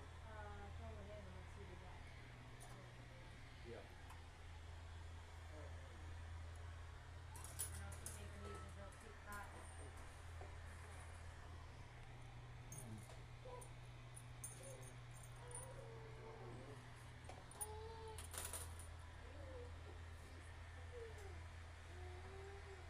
That's one branch.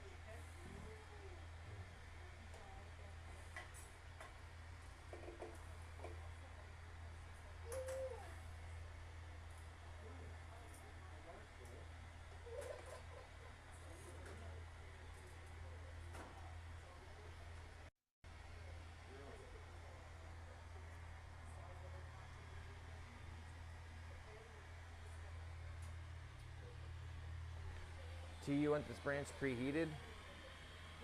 I got one started. Oh, you got one and in there's there? gonna be another one. Oh, okay, cool. I'm gonna chop that one up here in a second too. I'm gonna heat that up and then I'll grab it and make one, and then you'll get started and I'll start the Gotcha. 5th one, 4th one. Just gotta make sure we have enough Oh, we should. of these things. Otherwise it might look a little funny. With what thing? We don't have enough. Yeah. I really don't want to go back after and add anything, you know? I don't want to either. The only thing I want to do is mess with the box after this.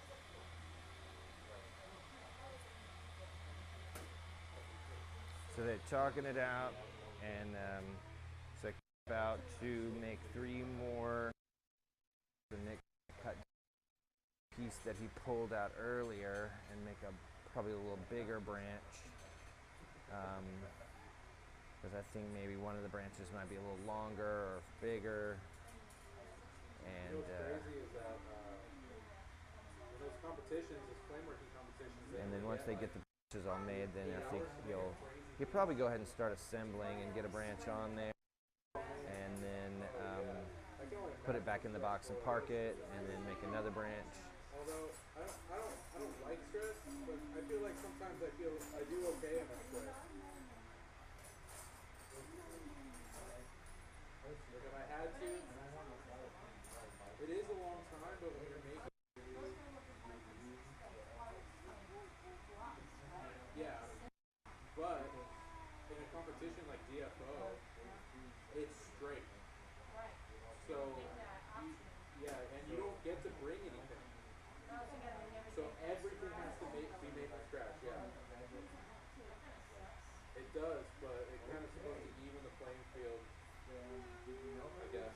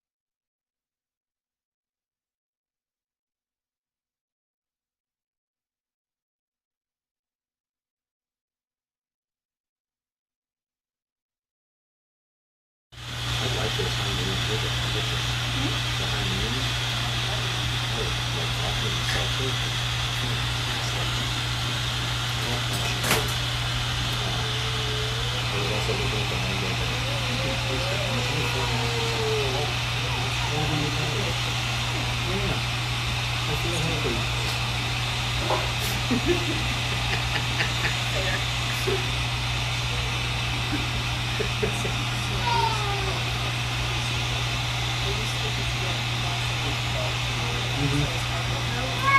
totally.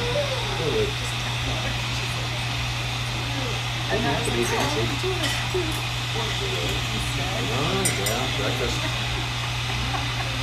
Breakfast sauce.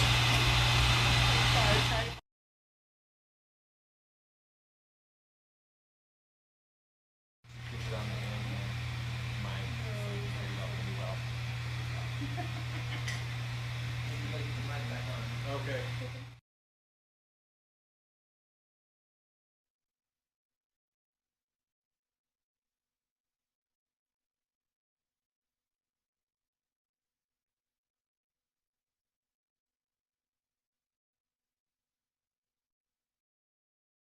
That's gonna be it.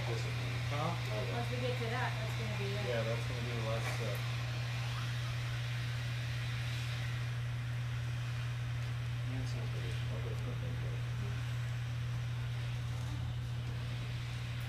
Alright.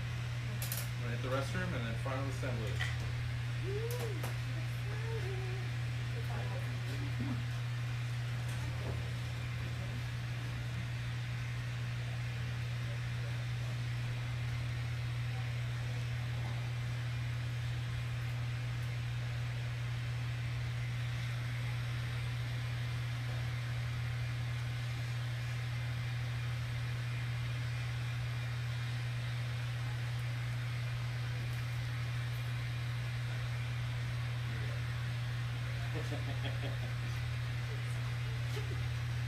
John, any questions?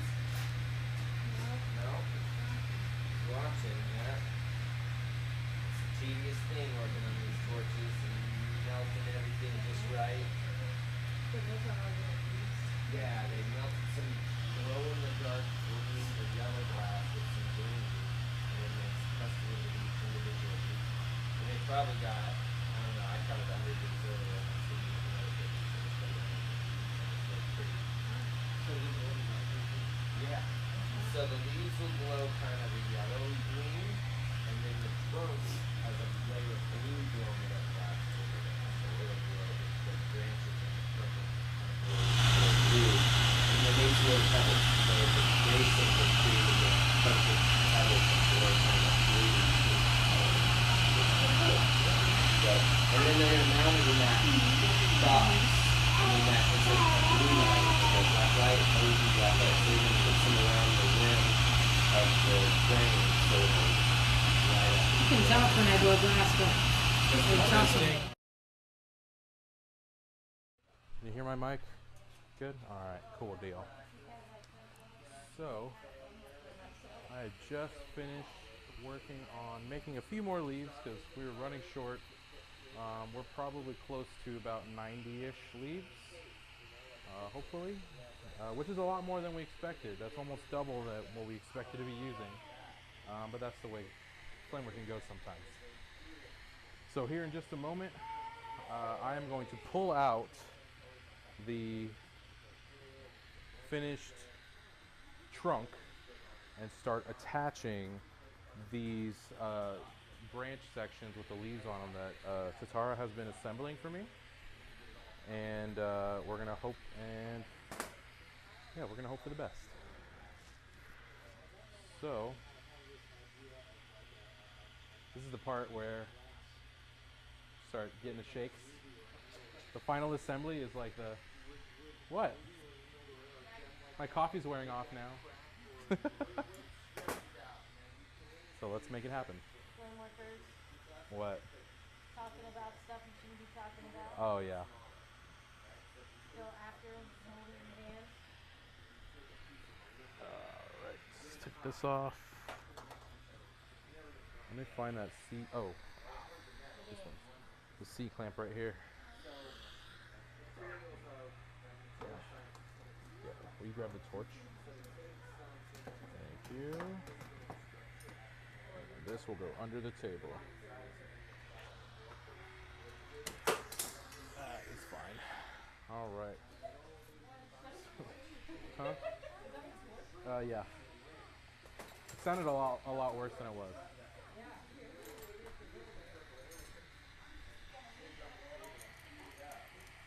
My cup has liquid in it, so just be mindful of that. All right, so now I'm gonna hopefully clamp this down. Oh yeah, buddy. So I'm clamping this down because this piece is a lot heavier than we expected, and once I hang this on here, it's probably gonna be a little bit top heavy.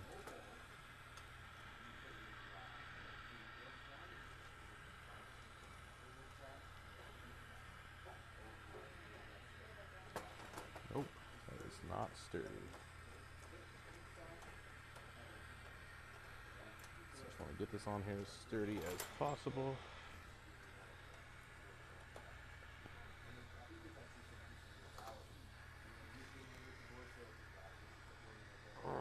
All right, should be good.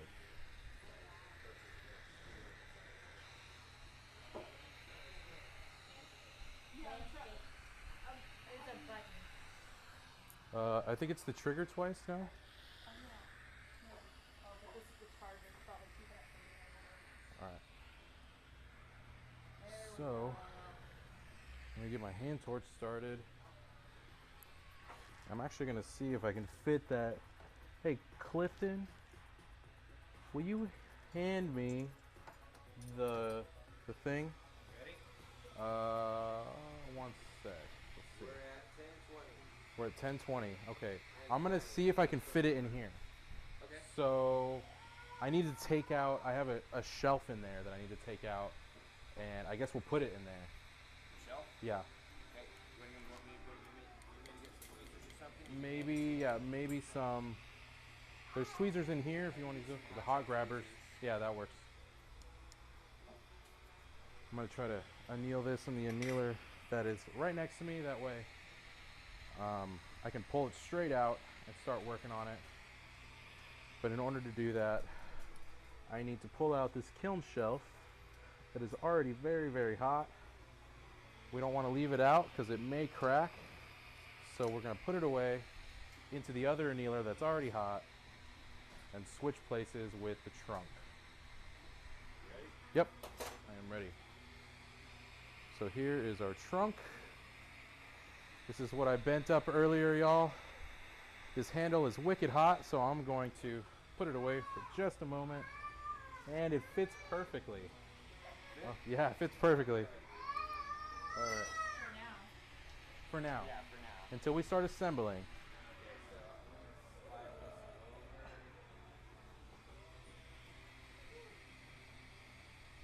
That's probably still good. All right, so I'm going to let this handle cool down for just a moment. Yeah, I may have had that handle in too far, huh? Yeah, Sorry. I just don't want it to crack when I clamp it down on this thing. Yeah.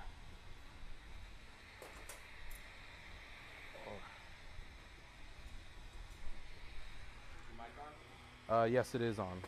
I believe it's on. Thank you, sir. You're the best in the food. Cool. Get a little hydration going. All right.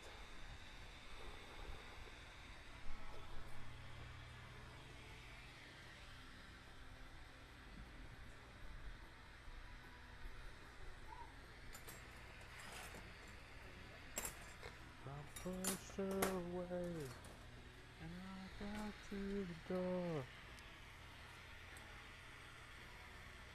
I fell down on my knees.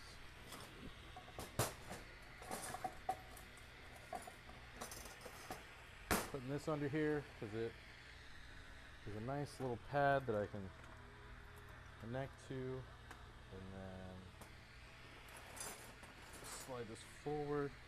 Actually gonna get this a little closer. We'll see how this works. See how it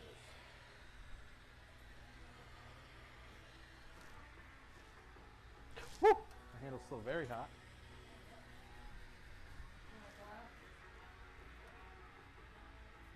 So yeah, I see it.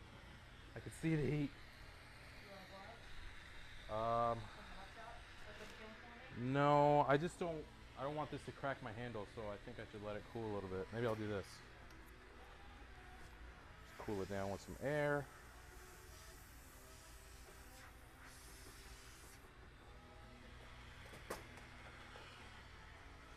I'm actually going to test this and see where we're clamping it.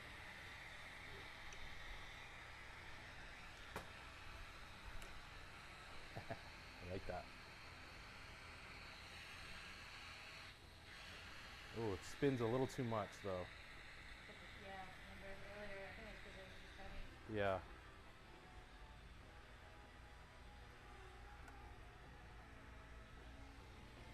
Let's see. Where's that tape measure? I just make sure that I need to stay within the parameters of this box. Otherwise, I'm going to make it too big, and that's against. It's not good. Oh, here it is.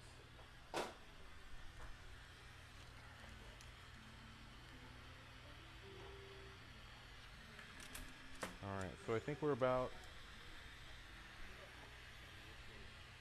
3 inches deep. Will you measure the depth of that box? Just from the back all the way to the edge. 3.5. Okay. Right to the edge. 3.5. Okay. Thank you.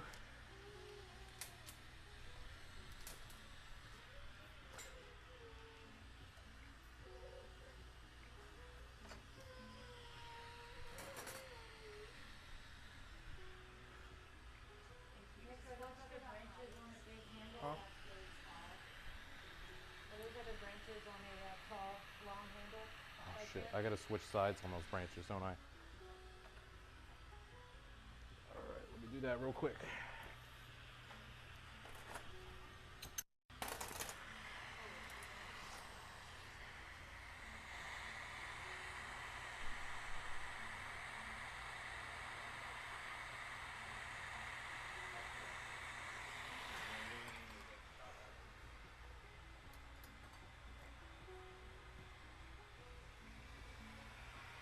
All right.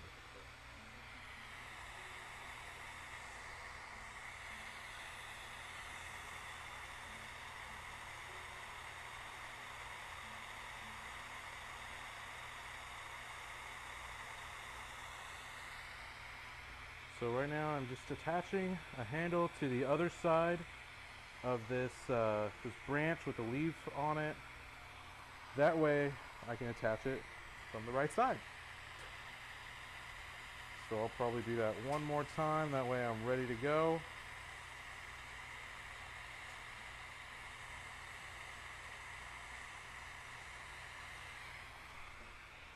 So there is one.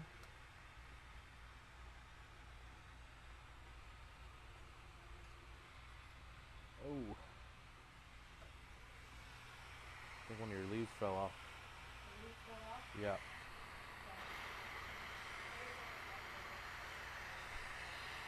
So I'm going to reattach it.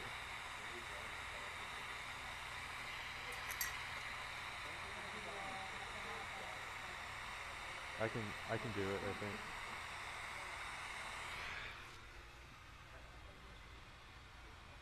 Woo! Reached in there a little too far.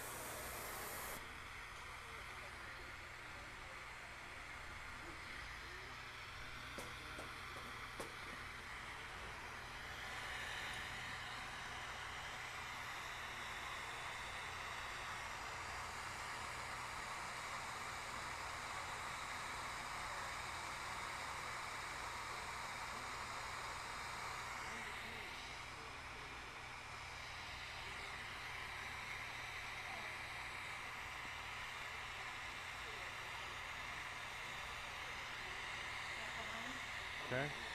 We go ahead and pull that out for me. The big guy. The trunk.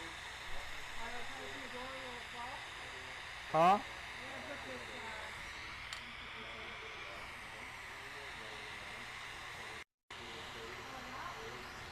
Yeah, bring it all the way out. Yeah, watch that handle.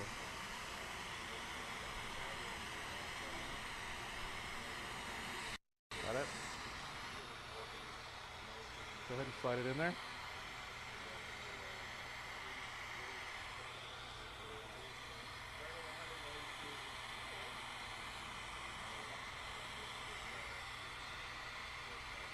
Come on.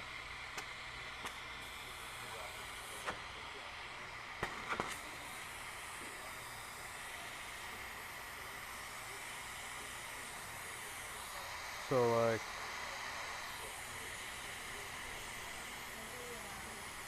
right here. Oop. Out like that.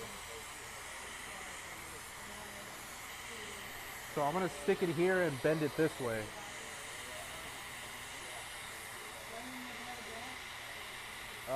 Maybe.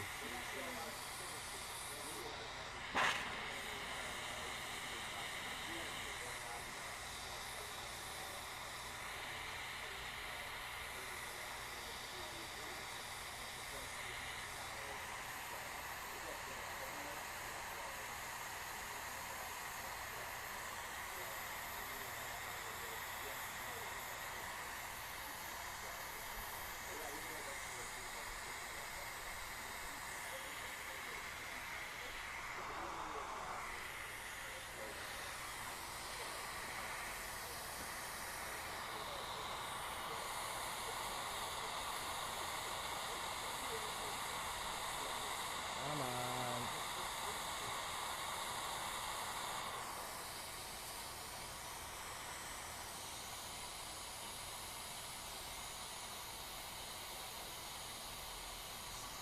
So I'm gonna try to bridge this. That way the rod will hold it up. And I can weld it without it falling on me, hopefully.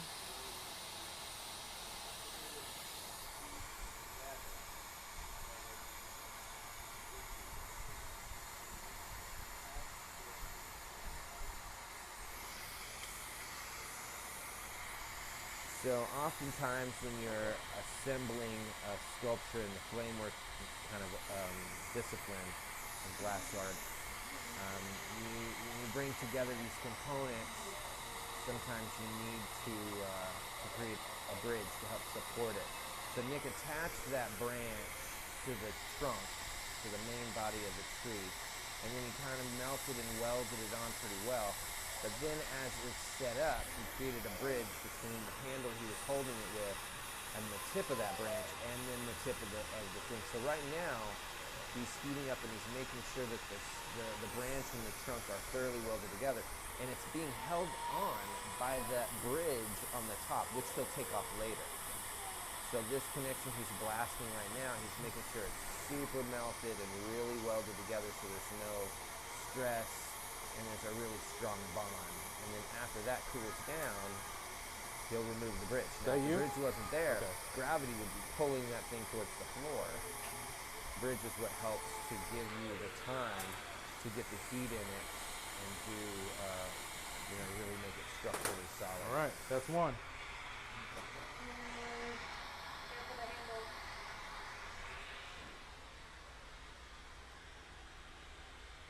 All right, one branch on. I think there's That's what we like to see. 4 more to go. Right. Yeah, it fit perfectly. All right, that's one. Several more. Several more. Until it doesn't fit.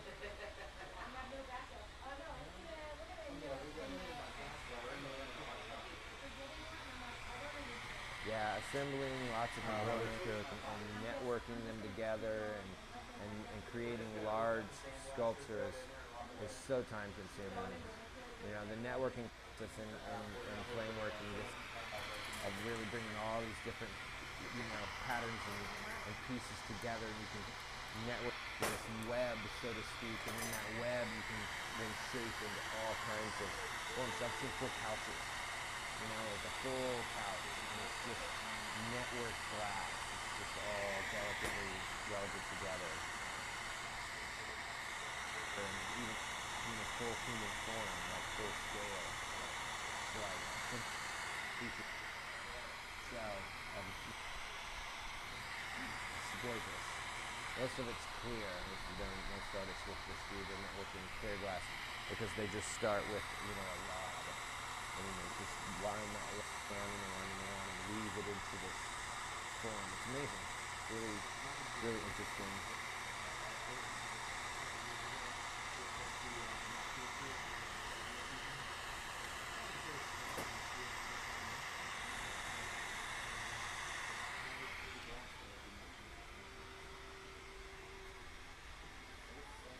So Tara's over there on the second torch. She's just diligently building these branches.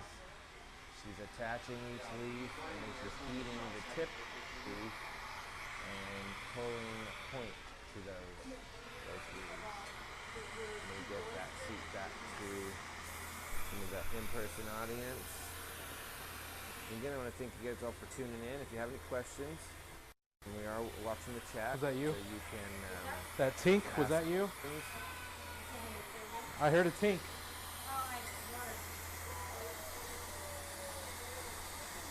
And it's deciding where this branch is going to go, and he's spot heating at one place. And he's heating into that branch at the same time, and now he's plunging them together and pushing it. And then that's just so real cool. So it's moving the heat down the branch a little so it has a little bit of a bend. And then it's going to pull that branch up. And then it's going to heat up the handle that he's got. And it's probably going to bridge it back to that same tip, same spot that he was before.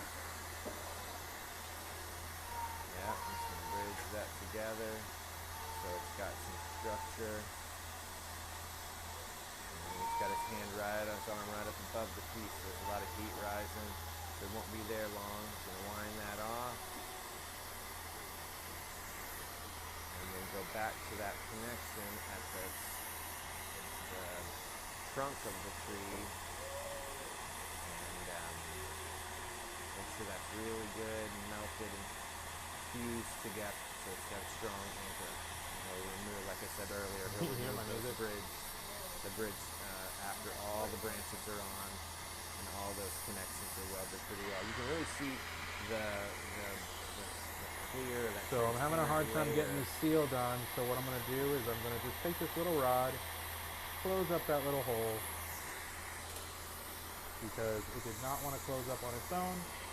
And the reason for that is because the air pressure of my little torch, oh shoot, I see a big old crack on the trunk.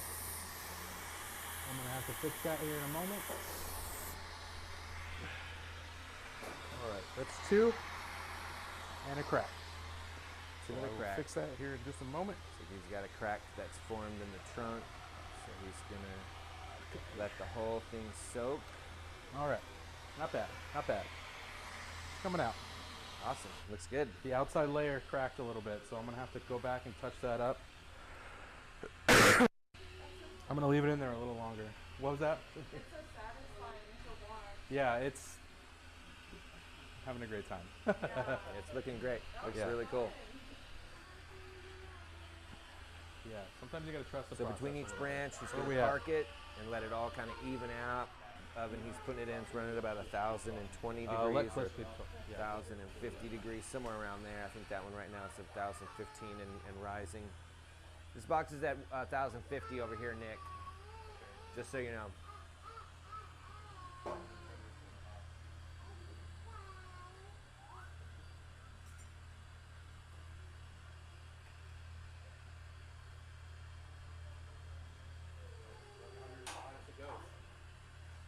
Never pushed one of these things so high. How much? 1,100. We need to change that. It won't let me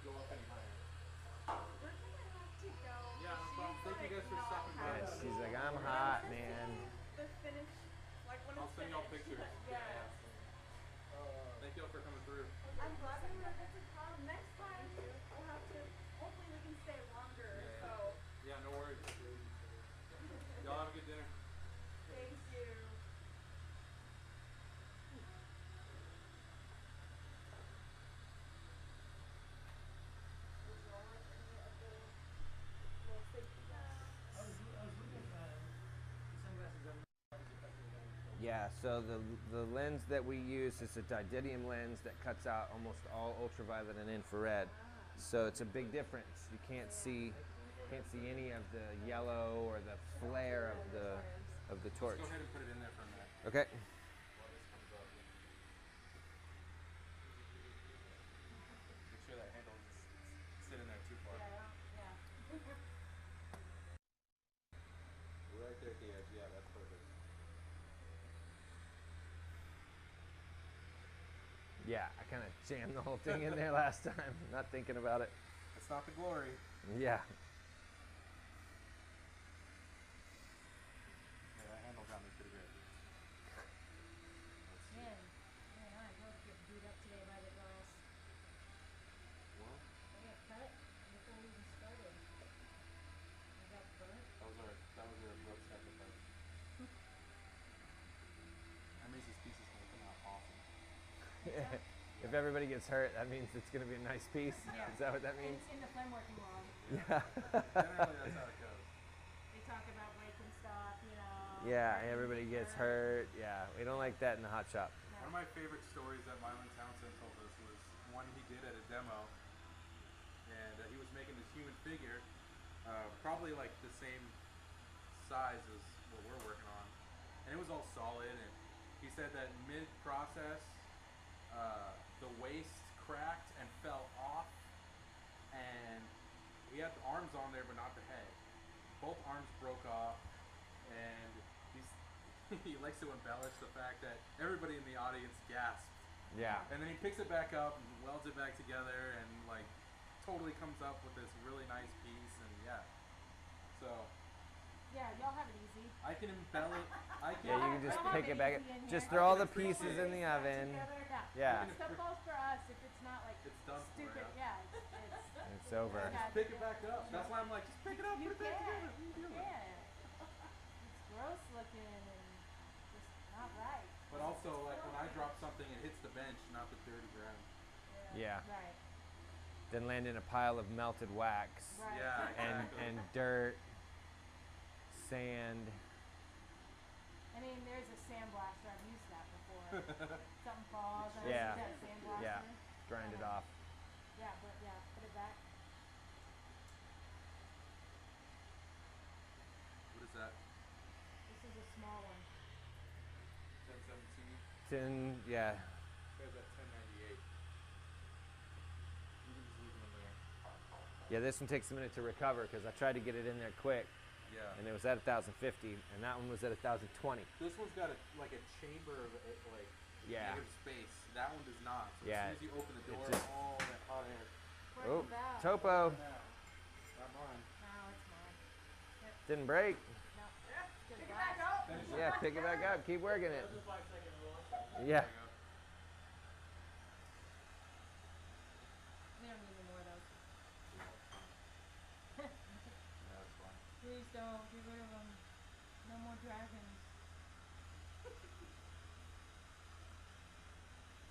Let's see, how many branches do you want? Is it a dragoon or? 1 and 2. You Yeah. gonna keep making them? Yeah. Or we just Make toss another them? little No, poof. we gotta do one more little guy. Yeah. Odd. Yeah, we can't do it. Yeah. Kill me, bro.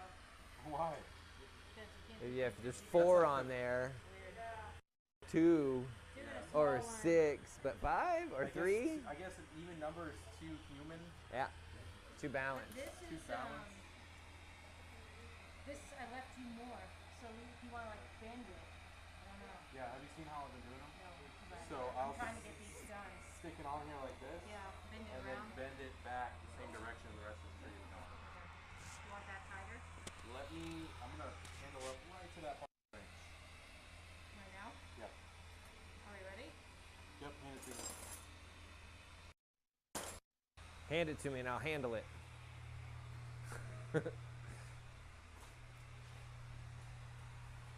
Okay, make one more. Got time to go to the bathroom? Oh yeah. Yeah. Are we? 8:30? Well, I guess it depends on how many more branches. I think he's put 2 more on. He's gonna put 3 more on. She's still gonna make one though. But if she makes one that's just a little tiny poof, You can put it Yeah. right there at the bottom or something. You know?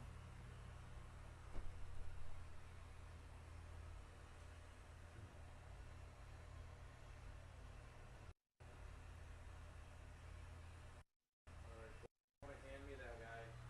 You gonna stick I'm that gonna one try on? to range out that crack. Okay. Hopefully go back in here. Or just that one over there. Ready? There's another kiln. So it's exactly the same as those right back there. Got it?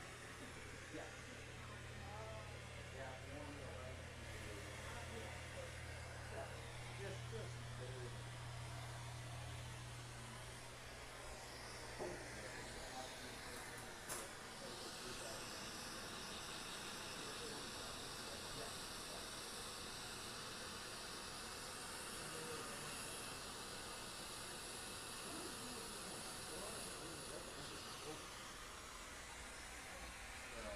Alright, good. Yeah. The first is actually that longer than the option. So the first is the option to get the push for the fuel. Alright, it's gone. Melt it away. Easy 1, 2, 3. Never happened. One of the leaves on that branch opposite the crack was like, pew. Oh, was it falling? Yeah. Something I need to fix, probably. It's stuck to the trunk, but Oh, is it? it's all right. Be like that. Yeah. Nothing wrong with it. Looked like it melted on all right. Yeah. Yeah, you might put one on the opposite side of those two. So yeah, the one that I'm putting on next is gonna go on the back side. Yeah, that'll Hopefully fill it that in. has space. That'll fill it in nice.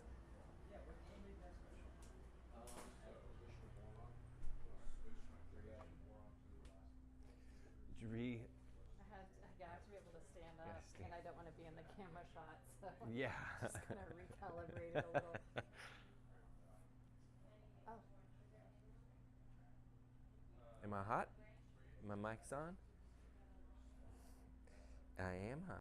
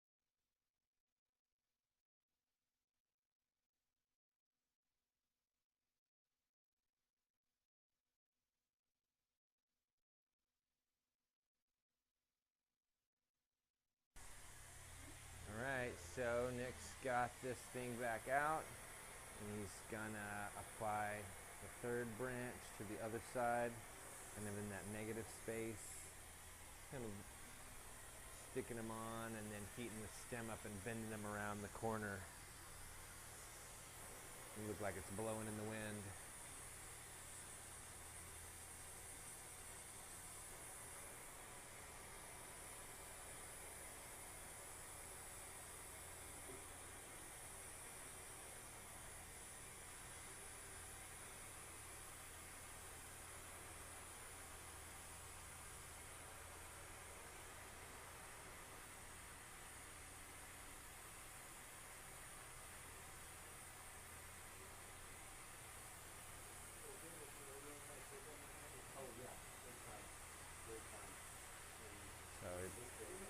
on there, and he built that bridge. Now he's going back to that original connection.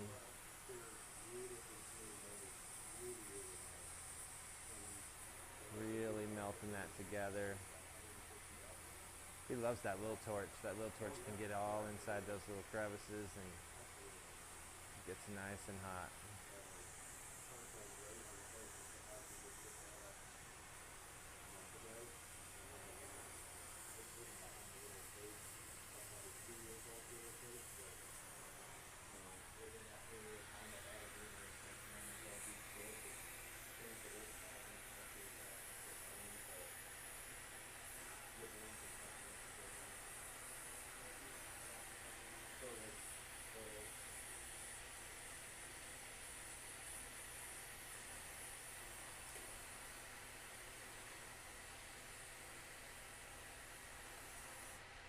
All right, that's 3.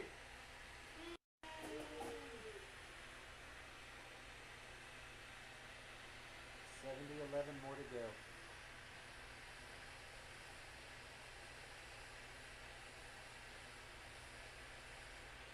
All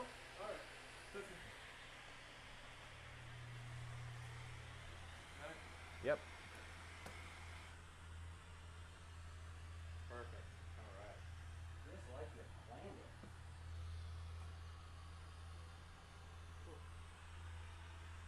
Got hot in here all of a sudden. We'll blame you. Yeah. How many are in there, Nick? Just one? One left, or is There this the is last one? one complete branch in there right now. So the Wow, last you guys two are talking about Hey, yes, sir. Yeah. come back here Yeah. and fill the cooler. Clifton, pleasure to meet you. This will be available to buy. Once I get done with it, just FYI. Battery is running low. Okay, is that die? There is the battery in the corner cabinet. That's in the office. And which ones? Okay. Just the one by the 5. Is it cold in here? Is it cold? No, it feels hot. Oh, there is no comfort in any of these rooms anymore. There is comfort less. Need to put one little leaf on the tip of that top branch. It's like it's blowing away. And the tip of what? The whole thing. Like it goes all the way up and then boop.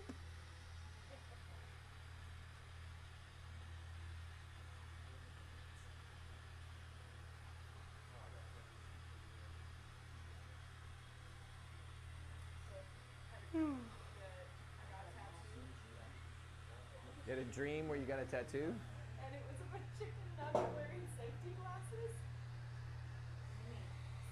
The pill that you take right before bed.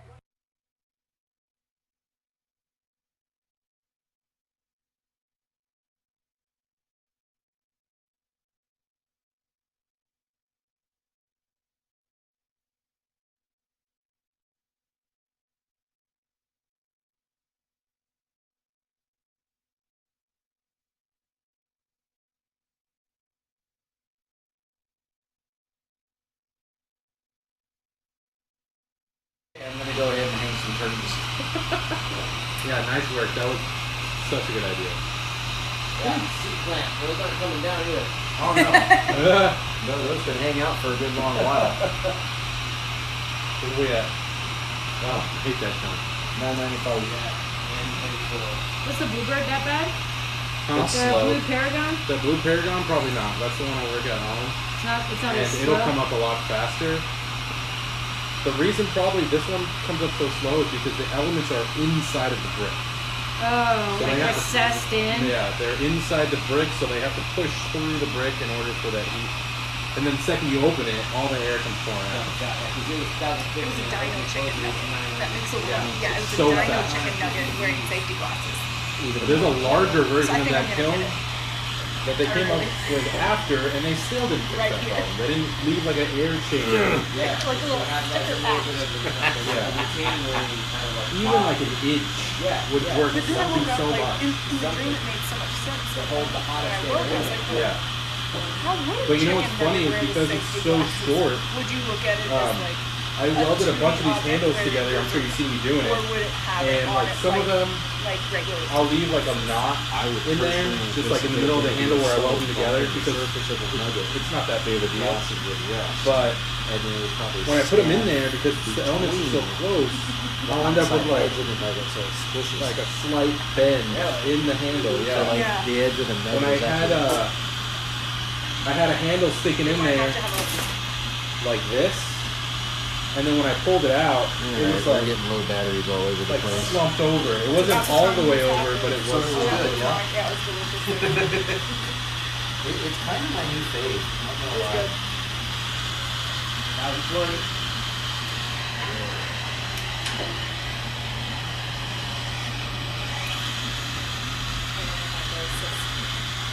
Wow, that's a hot little thing. Hot little potato.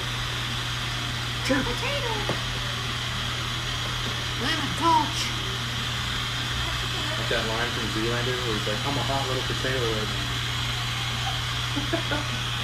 No? You all Yeah, like yeah, that? yeah. Oh yeah. Oh, I'm a Piano necktie. I'm a hot little potato.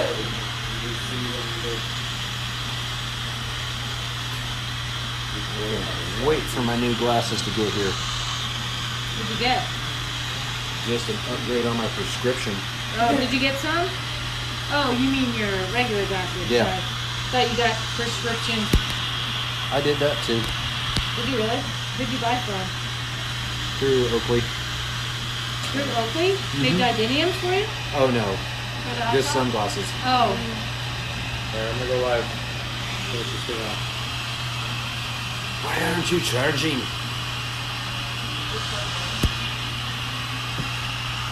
Yes, thanks. Alrighty then.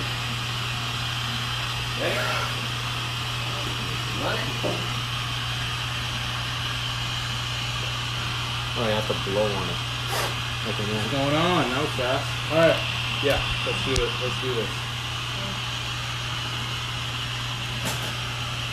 I guess I could just swap the pan.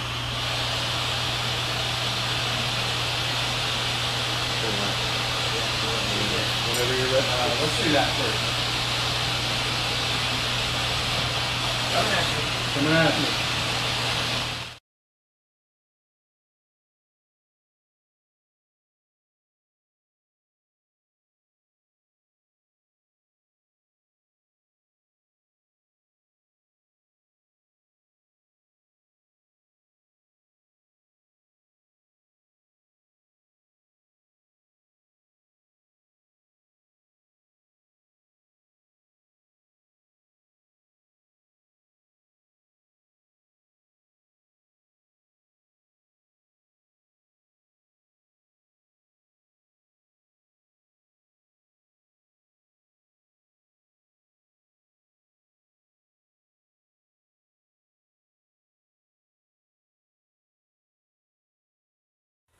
It's a little smaller than the fifth one that T's finishing up.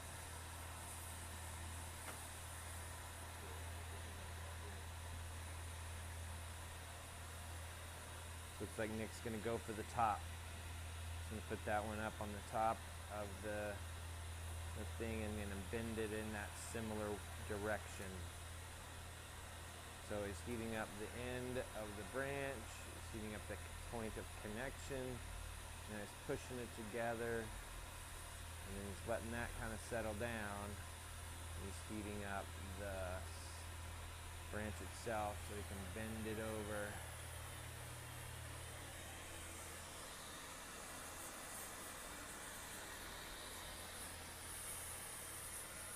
And then he's gonna let that settle down and create a bridge. And bend that bridge across so that it can have a little support while he finishes welding that branch to the trunk itself.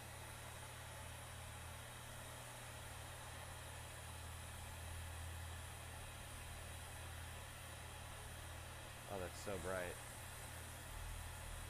So hot, so bright. So now as that bridge that he connected sets up, he can go back to that original connection, and get it really hot and make sure that it seals and is completely melted together. When you get glass hot, and especially when you bring two pieces together and you heat that connection, that seam, you can see the moment where it becomes fluid and the surface tension pulls it smooth. So it's really looking at the textures as they change whenever it's coming together. All right, that's looking good. Just one more branch to go.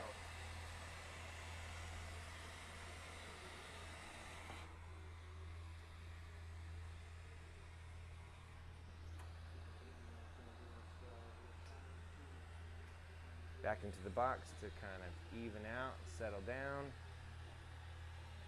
She's got that final branch made. Good timing. Yeah. There's one more in there. Or this No, is the last that's This the one? is last it. one. That one's going on. And then pebbles, right? No, they're just they're Oh, cold. are they just going to go in? Yeah, they'll Yeah, go yeah. on top. Okay, On gotcha. top of the potted plant thing.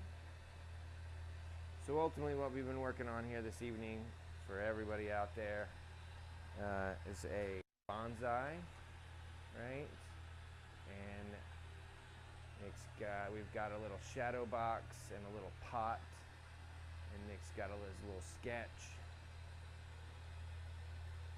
And so when this is cool, we'll cold work that down a little bit. Trying to keep it like. Yeah. And then we'll see if the box closes.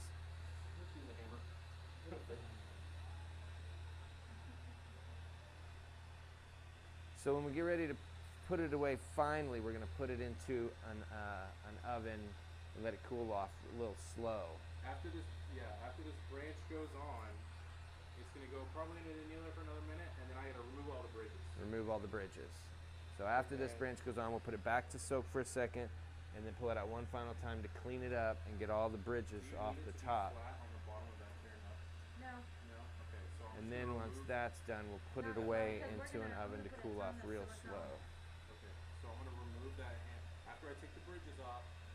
I'm gonna maybe put it away again, and then remove the handle from the bottom. I'm gonna need some hot grabbers here in a little bit. Like tongs Yeah, to grab that whole to tree. grab the whole Yeah, thing and heat cut the stump off.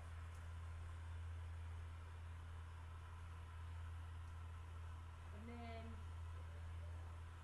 can we photograph it, or it needs to It probably out? It's gotta go out. probably gotta go out. Okay. Yeah, there's a lot going on there, and it's really thick. Okay. Do you wanna take the bridging off after we anneal it? Or do you rather no? Do you want me to put some fracks here and you can set it in the fracks and we can wrap it up and carry it in there and put it in the box? Or do you want to walk out there with it in I tongs? feel like if you give me a glove and some tongs, I can make that happen. Okay, you'll make it. Okay. There's Because I'm gonna have to do a lot of this Yeah. to take that handle off. Because I don't want to use this. This Yeah. is not gonna do it. So I'm gonna have to. Gotcha. So we're working through the final moment of when it's complete, where it goes, how it gets there, what tools we need to make that realistic and safe. And so this final transfer, Nick's gonna I like it. connect the handle to the tip top of the branch, and then he'll cut down that branch itself.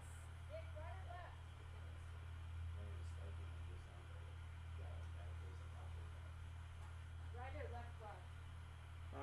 Right hand or left hand for a glove? There's one with fingers. Left hand. Left hand? Yeah.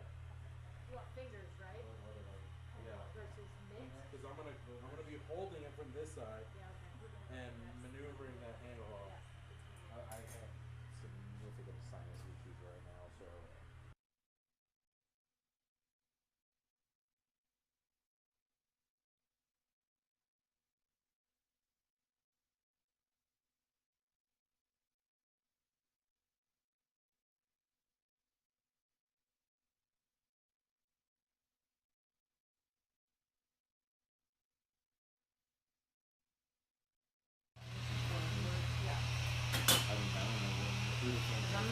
stand back once he's ready and he'll get out of the way. Blowing class, like the first day with the hours was like Hey man, I don't know how many we actually made, but we, Too much? no. No, we only have Oh, like wow, 10, yeah. 10 left. y'all made 150. Did we really? Oh yeah. Well, I think it's I think we made a little less than 100, like 90.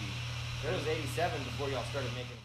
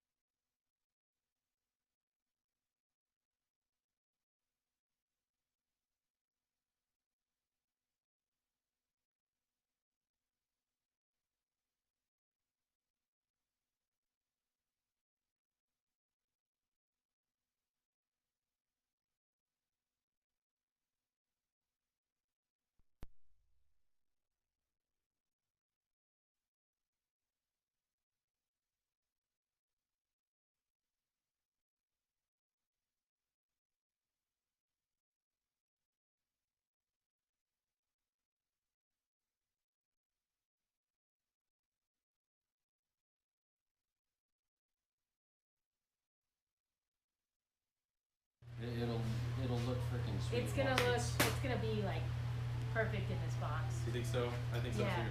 Yeah. I think we might have to bring that metal What else we got? up a little higher. I just gotta take the bridges off, put it away, then take the bottom off. Because I think the trunk, Nick, is a little shallow for the depth of this bowl. So what I think we'll do is make it look like the trunk goes all the way down by just gluing it into a piece of metal that's higher. Yeah, so we see some of the trunk. I don't want all the trunk to get hidden in Yeah, yeah. Yeah, You don't have to take the whole handle off. I think is what he's saying. You can leave a little. I'm Yeah. gonna take it off right at the bottom of the thick part of the clear. Okay, cool. The Okay. thick part of the clear is supposed to go inside of the bowl. Yes. Yeah. Yes. So Okay. we got like an inch and a quarter of naked. Of naked clear till we can just mount it. Mount Okay. it. Get you that top. 1,000 or 990. I can't believe I used up almost all that glass. I was like, oh, I'm buying way too much, but I you know, we used we'll all use it later. of the green, the yellow, all the yellow glow glass. All I the think yellow is- is gone. or we This have is half this the is the stick. last little bit, and Yeah. then I got like There's a stick in it. 2 sticks of this blue left. And then the pink we're gonna use, but I think you gotta stick in half of the pink. Yeah, we got almost a full stick of the pink plus. Is this pink? Yep. Yeah. So yeah, that's stick and a half. That'll be plenty of those. Yeah, I'm gonna put the mic on for the last part, and then I'm gonna quickly, after we put the box up the last time, I'll thank everybody and go through the sponsors and stuff, and then we'll do one last thing and put it away. Okay. Okay, I saw somebody holding a gimbal in the camera view, but the camera isn't. Yeah. This one's not feeding, or no, that was mine. That was that one. That was your personal. Yeah. Oh. So it's just these two and the camera. It's the one up there and the red. This one should be good. Is it not on? 1,010. When I take these branches off, I'm gonna have to heat them and snip them.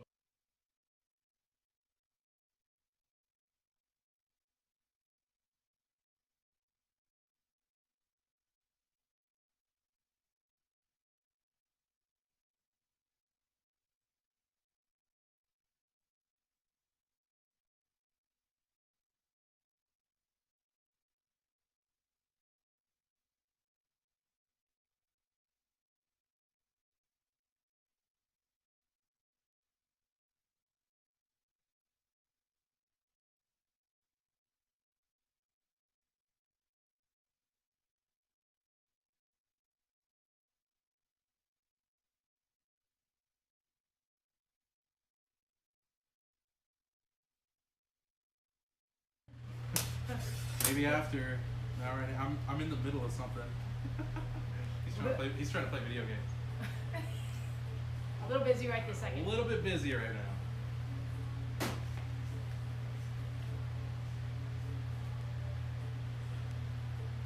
That's it. Okay, here are your grabby and your Grabby. glovey. I'm gonna take the bridge off first. We'll bridge it and we'll box it again. Oh, Bridget did It may box get an additional box after cleanup too. We'll see. Yeah, I'm not sure if I'm gonna have to clean it up after I box it again or before. Depends on how quickly this goes. Bridging.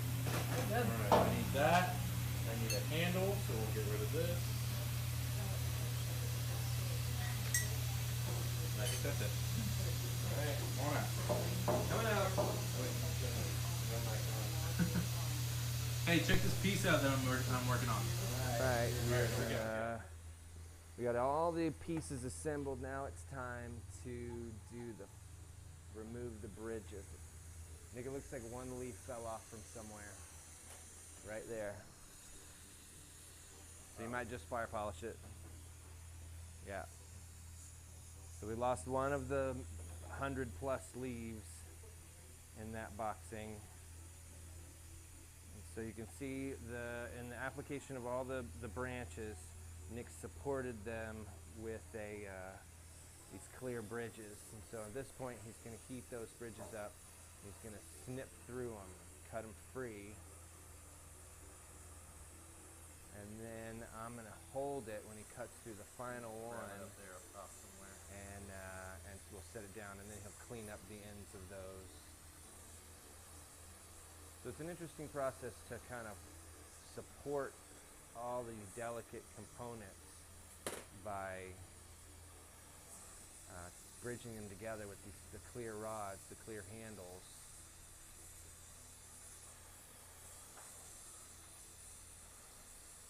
And then after those connections that you really thoroughly weld on to support all the components. Right, this is the last one. Maybe not. I think there's 2 more. Yeah, this one and then one more down here.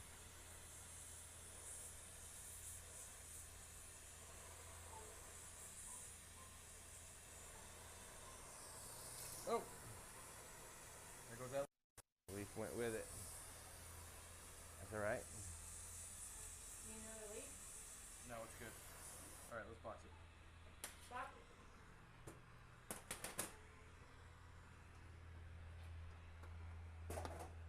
Almost done.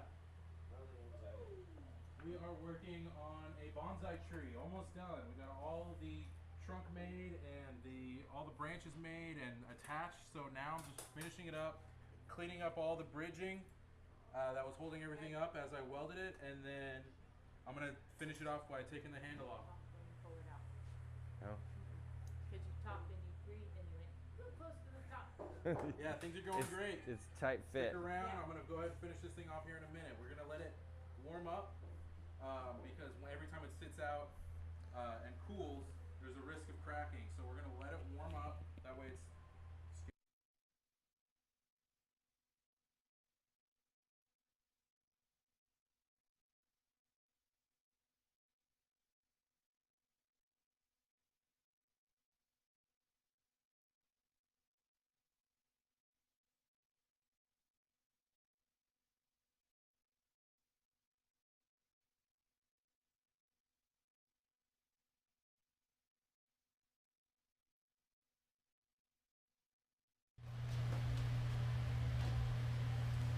Pretzels are making me thirsty.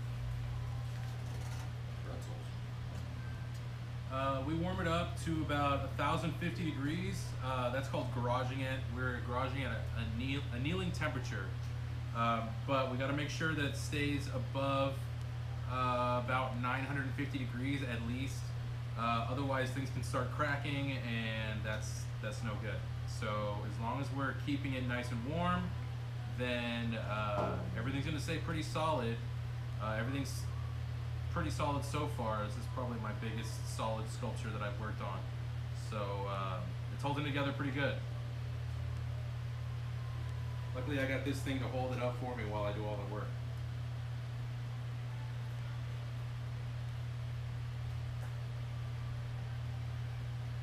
What are we at? 10:10. We're almost there.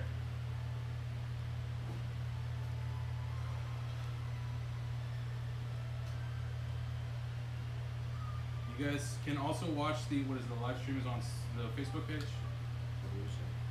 So the live stream will be watchable on the SiNaCa Studios Facebook page. I'm not sure if it's going to be rewatchable or if it's just the live stream. Huh? Yeah, it's published on YouTube. Oh, okay. So it will be published on YouTube. YouTube, Facebook. So Instagram. yeah, and pretty much any place SiNaCa has social media, it will be there. But definitely on YouTube and Facebook. Alright, 10:30. Alright. Here we go. So you can tell some of the leaves are pretty fragile. Yeah. Think about where you're gonna grab it. Well, so what I'm gonna do is I'm gonna heat up that Clean up now and then pop it. Yeah, I'm gonna try to grab it on the trunk. The final one, yeah. Yeah, I know what you mean. You You definitely want to. I don't want to clamp down on those leaves. Yeah, they'll probably fall off. That's the last thing I want to see start going on. All right. Ready? Yep. And now Nick's ready to do a few little bits. Thanks for joining. We're gonna finish.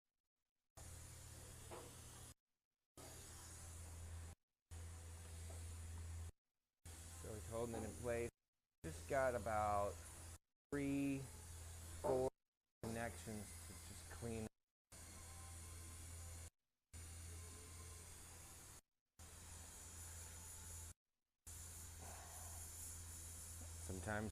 transfer things back and forth and forth.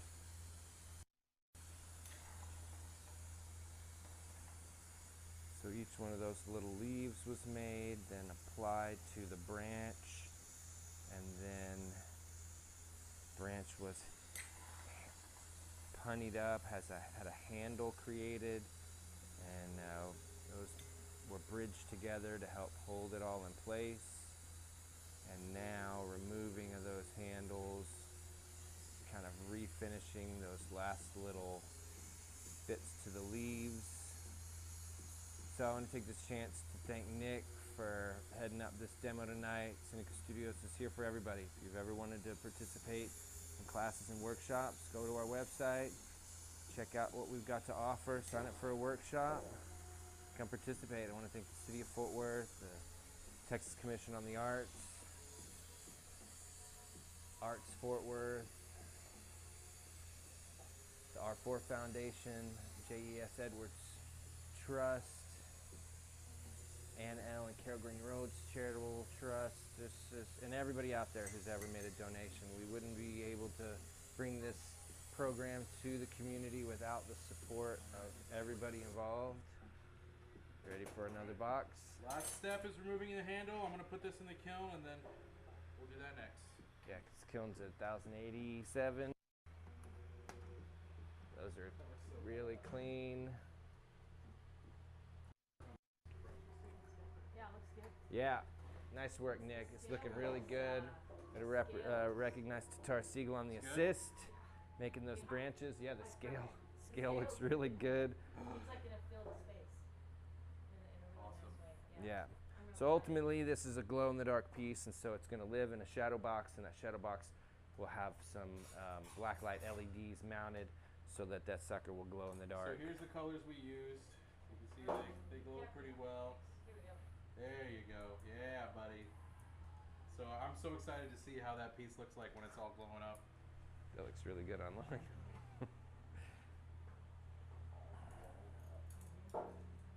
Now I feel like maybe we need to double up our black lights. I would do 2 strips. Yeah. How much is that? That's 6 feet. I don't know if it's What do you think? power. Huh? I think we need real power. You think instead of back? I think we need like one of those lights mounted to the top. I also want to thank Brandy, who's been producing the show behind the scenes, posting up some links to our website whenever I get to jabbering on about different programming and different things that we've got going on. I want to thank Heidi Childers, Operations Director, who keeps us straight, Kevin McGeehee, Amy's been here taking photos, Amy Stevens. We got an incredible staff, and we are a fortunate organization to be where we are in the community here in the near South Side Cultural District. I thank the leadership there for all they do for all the art organizations in the community. You know, it takes a village. And over the last couple years, we've all struggled, we've all been discouraged, we've all been inspired, and it's just special to be involved with a group of people who are all really excited about the things they do. You can see them jabbering on about it. Good times. But I thank all the artists out there that have supported us and come for these demonstrations. Second Friday of every month, Open Studios Night. That's what tonight's all about. Featuring Nick Gomez and Tatar Siegel, the team here. It's 106 and it's 9 o'clock at night. We're outrageous here in Fort Worth, Texas. So we don't have much of a crowd, but we had a good time tonight. I'm going to hold it, I'm going to melt it off, I'm going to give it a touch. Thank you guys all for tuning in. Nick's going to wrap it up in a flurry of removing the handle. He's going to hold it with these kind of tongs, and then he's going to take it into the other room and put it away into an oven that's sitting at about 1,000 degrees. We're at 1,024 right now, Nick. No, yeah, I've made that mistake before. I know, it only takes once. So each time he does one of these little steps, we put it back in the oven so it can equalize. It can all get nice and warm. How's it going, guys? Just In a good finishing spot. off this piece. Don't worry about that. That was just a C-clamp. All right, we're up. C-clamp. We're at temp. Ready? Finish strong. You got this, Nick. Yeah, we do. Break a leg. Let's do it. Break a branch. Shut your mouth. Too specific. Too specific. All right, let's do it. Okay, coming at you. Knot.